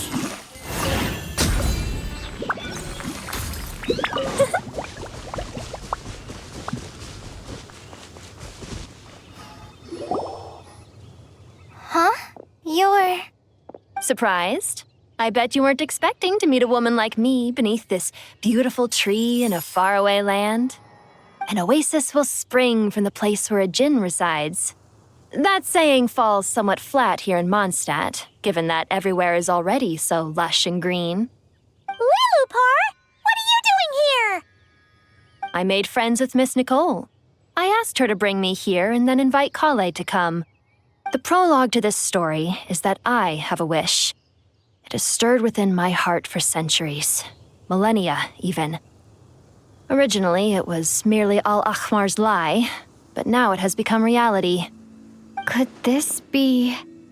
Related to the goddess of flowers? My dear young lady, my mistress left her final trace in this world upon you. I can't tell you how glad I am to see you here. And now I have seen you, and peered into your heart. You have experienced hardships and suffered setbacks. The torment an ordinary person might expect to face has befallen you threefold. This is the source of your resilience. But beneath all this, I've witnessed the seeds of desire. You yearn to return to the simple life you once knew, do you not? I do. I want to throw away everything that isn't mine. But how do you decide what is yours? The scars that others carve into your flesh? The kindness and love they inscribe? Are these things not yours as well? They are. This is something I've talked about with Miss Nicole. Miss Nicole said I should learn how to adjust my standards. I just want to live as an ordinary human. Anything beyond that isn't mine. Don't you want anything from the remains of the goddess of flowers? She gave me a revelation once. I think that's already more than enough. In the past, you would not have possessed such a rich heart. Your brief life has taught you to hold on to everything good, to home in on kindness. How fascinating. You're nothing like Nabu Malikata, and you're certainly not her. Of course not. I'm not some great and powerful being, Miss Lilopar. Yet I am a Jinn. We exist because of the Lord of Flowers. We revere and love her. My wish is to see her one last time, to give everything for her. Kale, can you do this for me? But her remains won't be easy to remove. Are you sure this is what you want? That's beside the point. First, I need to know. Are you willing to do something for the soul of this lonely, wandering woman? I'm willing. But look, you know nothing about me. Even if you have heard the stories about me, all you would know is that I was rightly punished for the many evil deeds I committed. So you do know. Your lips are quivering, your eyes trembling, and still you're willing to do something for me. Life has been cruel to you, and yet you've learned to be kind. My dear young lady, to repay your kindness, I too must play my part. Are you sure about this, Lilopar? I yearn to see my mistress. For this moment, the world can burn to ashes, the universe be engulfed in flame. I care about nothing else. And you, Kale, I can give you a gift. You'll become just another ordinary human. But Miss Lilopar, what will happen to you? My wish will be fulfilled, and I can die happy. Why would you wish for that? A long, unending life might seem desirable for one who has never possessed it, yet it brings torment to one who has. My remains are scattered across the yellow sands, but my soul can find no peace. Since you've promised to grant my wish, give me that release. Allow the dying to die, and let the dead rest in peace. You have my thanks. Kale, there's no pressure on you. What she said, it's all true. A wish is a genuine desire, after all. It's as if you want to use the last of your life to give me a better future. Nothing so selfless. We'll be using our futures to fulfill each other's wishes. This is a noble act, a beautiful and secret transaction between two women. I understand. Miss Lilopar, I'm ready. Close your eyes, Kale. Then open your soul. From there, I will embrace my mistress. The downpour of flowers is your touch, like returning to the very beginning, like surrendering to your grace, my mistress. People say that devotion is beautiful, yet filled with pain. How foolish of them. For me, devotion is beautiful, pure and painless. Devotion is my love. Thank you.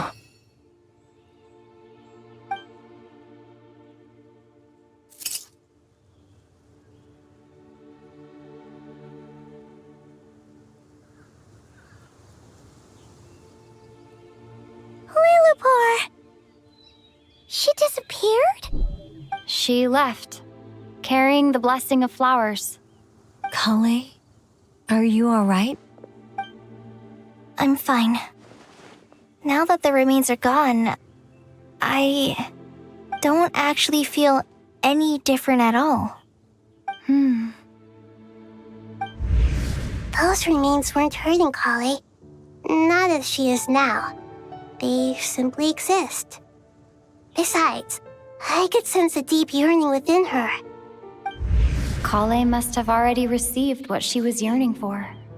I'm doing fine. I feel relaxed. There's really no need to worry. Then my wish has come true, too. To become ordinary? That's just one of my wishes. Actually, I have a few more. For instance, I want to protect the people I meet and help them find happiness. That sort of thing. So between Miss Lilopar and me, you fulfilled 2 wishes already, and protected 2 people. Wonderful, isn't it? I feel so fantastically happy. I guess that settles things here. So what's next? What do you want to do when we get back to town? Clay, look who I've brought to see you.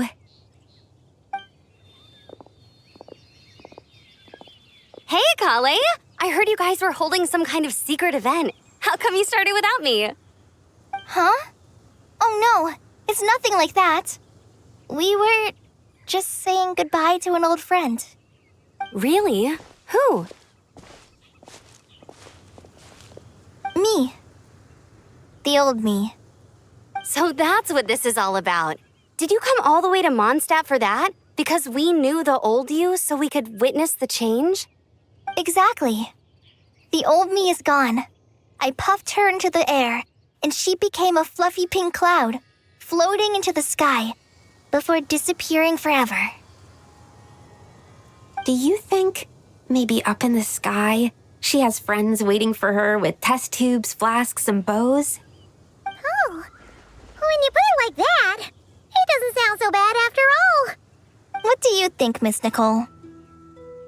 I think maybe that's right. At least, if it were up to me, I'd consider that a happy ending. Dear Sucrose, even though my childhood ended long ago, these past few days have really felt like growing up again. I've become stronger, and I feel like I can finally accomplish things by myself. Surely someone as mysterious as you will find a friend like this fascinating. Always growing, always thriving like a plant. I came to say goodbye to my old self. I know that after this, she'll be gone. Thinking about it makes me feel a little lonely. I know the weakness that kept me company will one day leave me too. But somewhere in my heart, I feel a great sense of joy. It feels like I've always wanted to take this step, to walk towards the new me.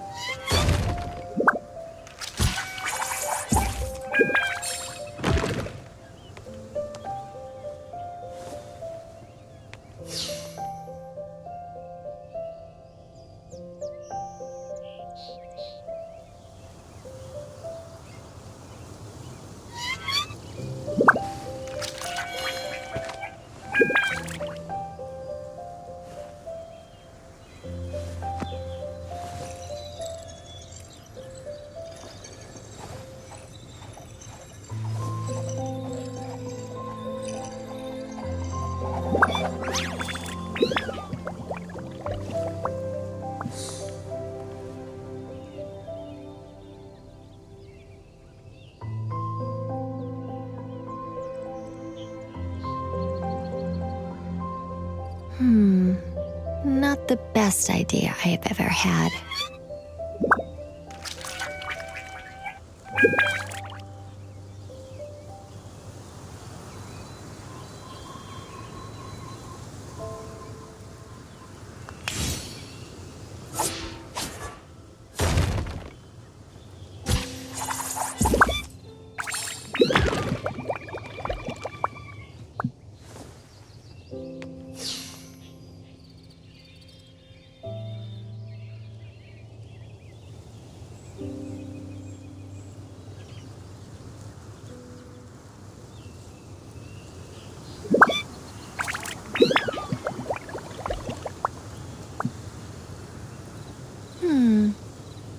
Metaphors speak for themselves.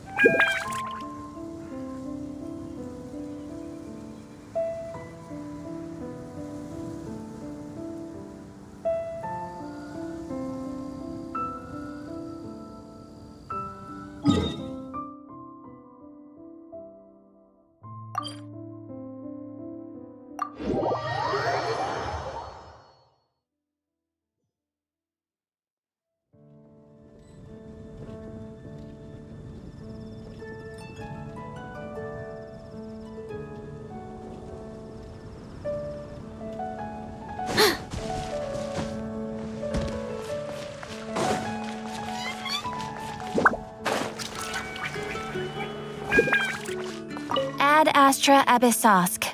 Welcome to the Adventurers Guild. Thank you for completing today's commissions. Here is your reward.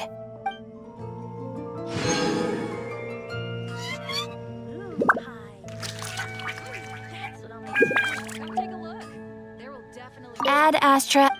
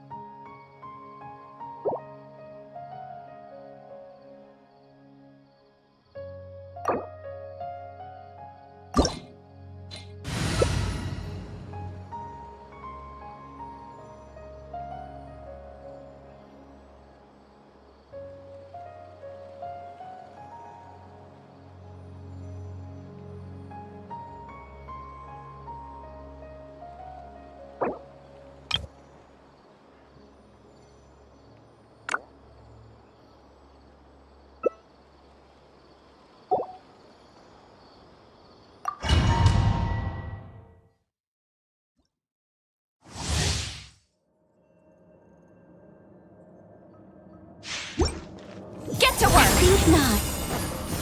All here shall bend to my will.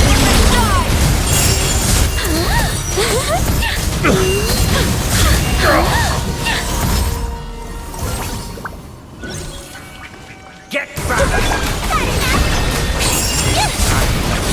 Snatch it from my grasp! You won't distract me this time!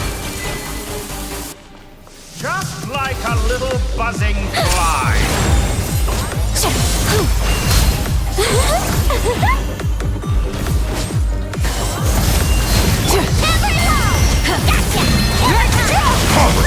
A petty trick!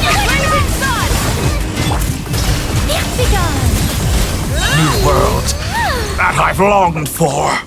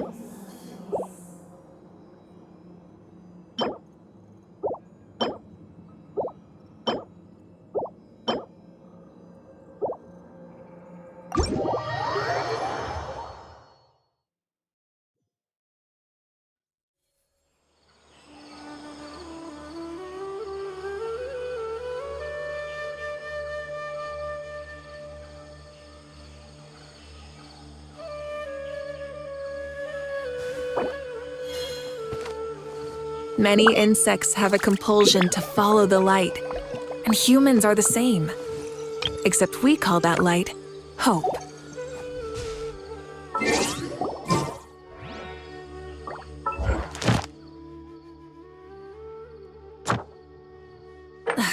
Instead of confining themselves to the heavens, God should broaden their horizons in the world below. Metaphors speak for themselves.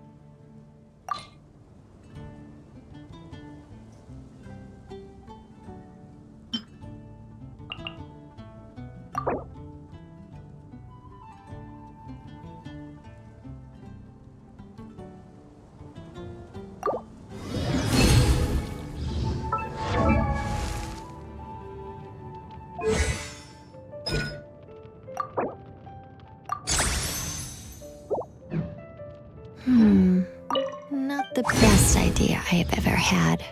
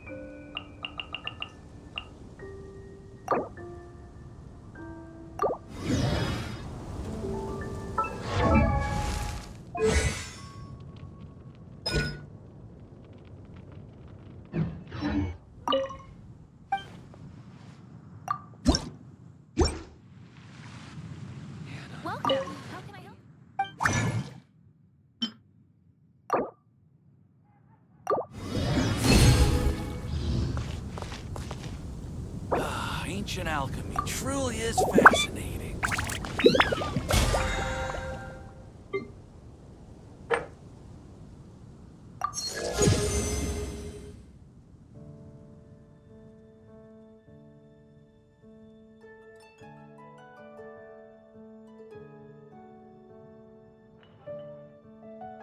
What am I now, you ask?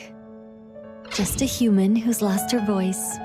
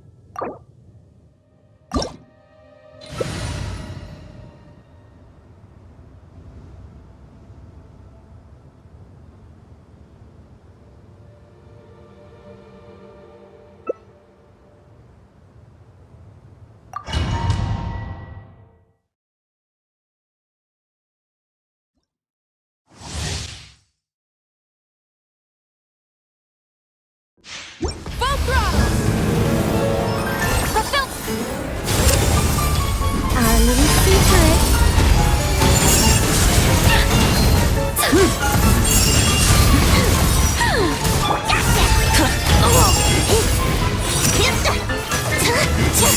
Get to work!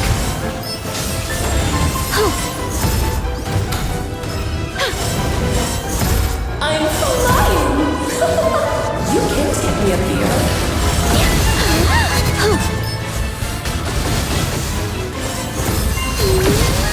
I think not. Try and stop me!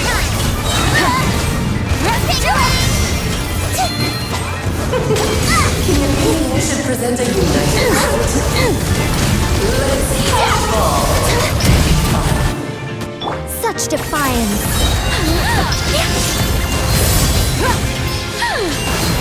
I live within you.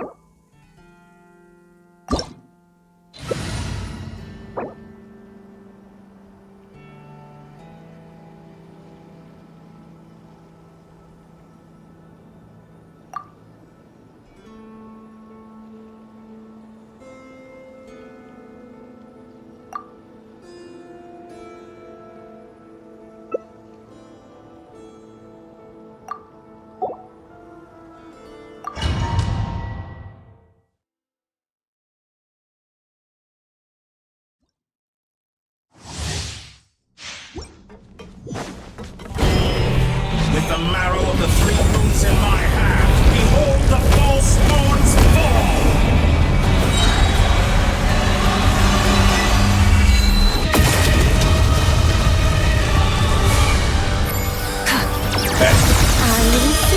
Leaving! Cannot face me!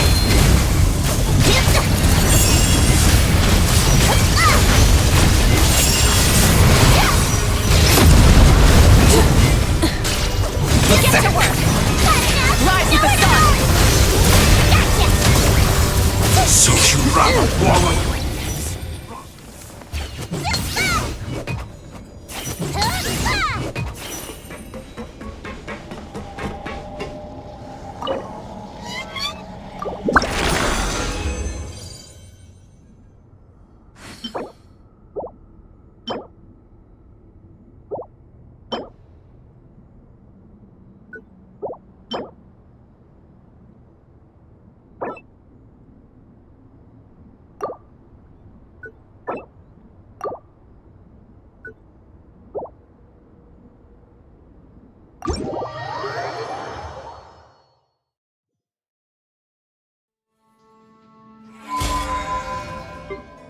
Exploration and trials. Adventuring is right up my alley.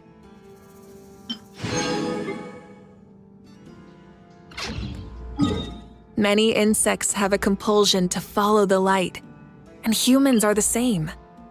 Except we call that light hope.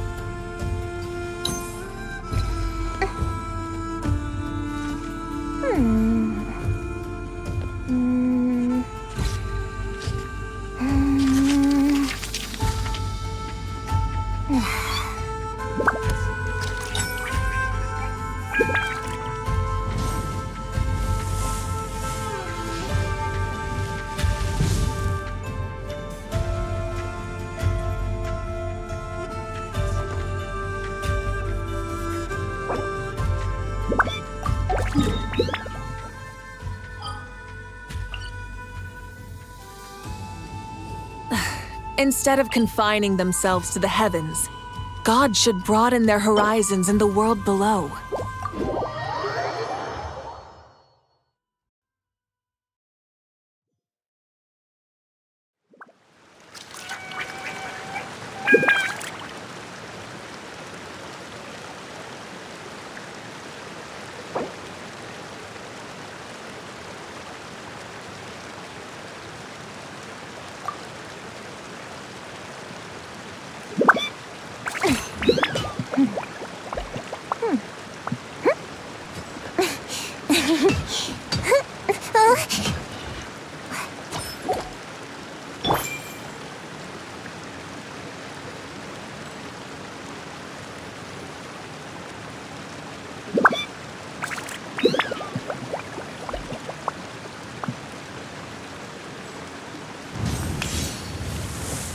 Do I sense treasure?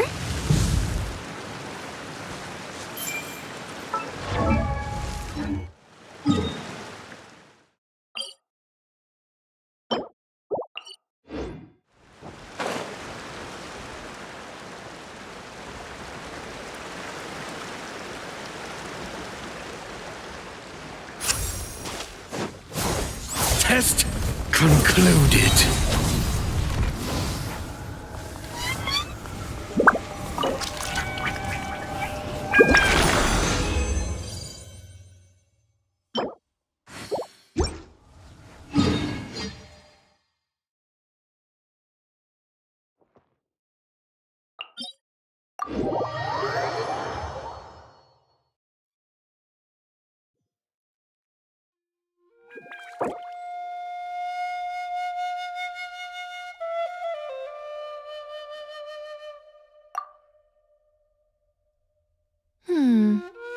Metaphors speak for themselves.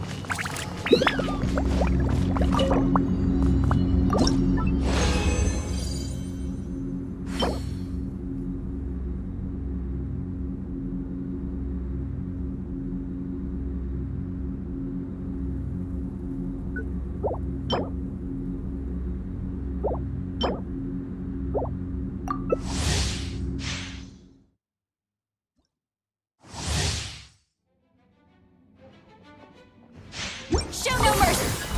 Wrath from the sky! Heaven's will, make mine.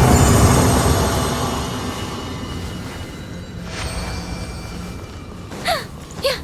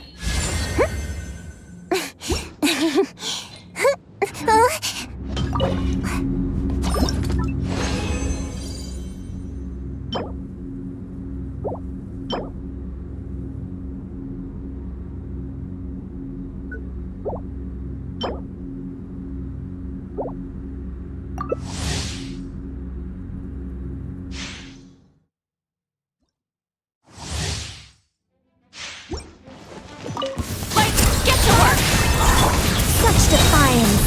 I live within you.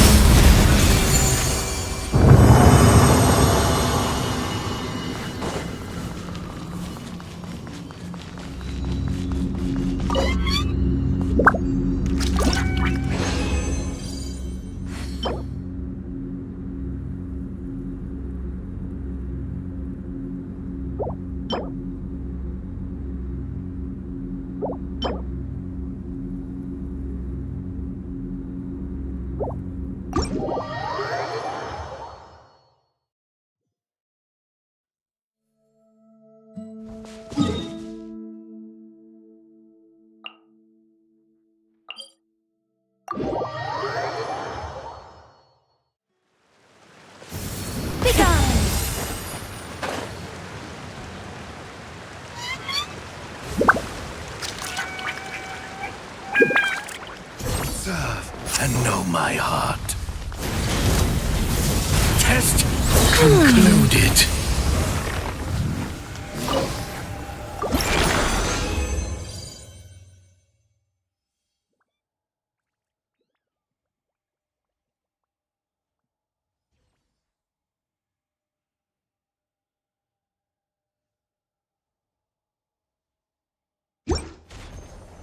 Observe and know my heart.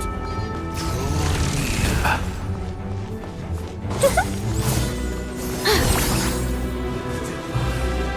You should!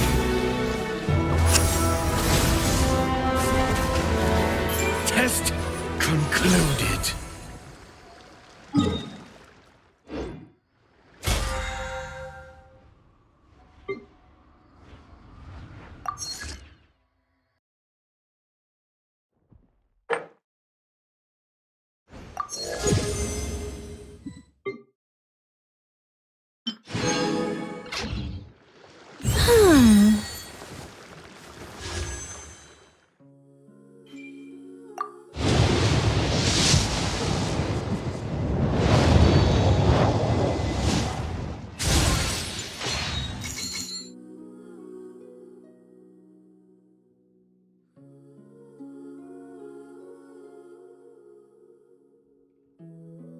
Exploration and trials. Adventuring is right up my alley.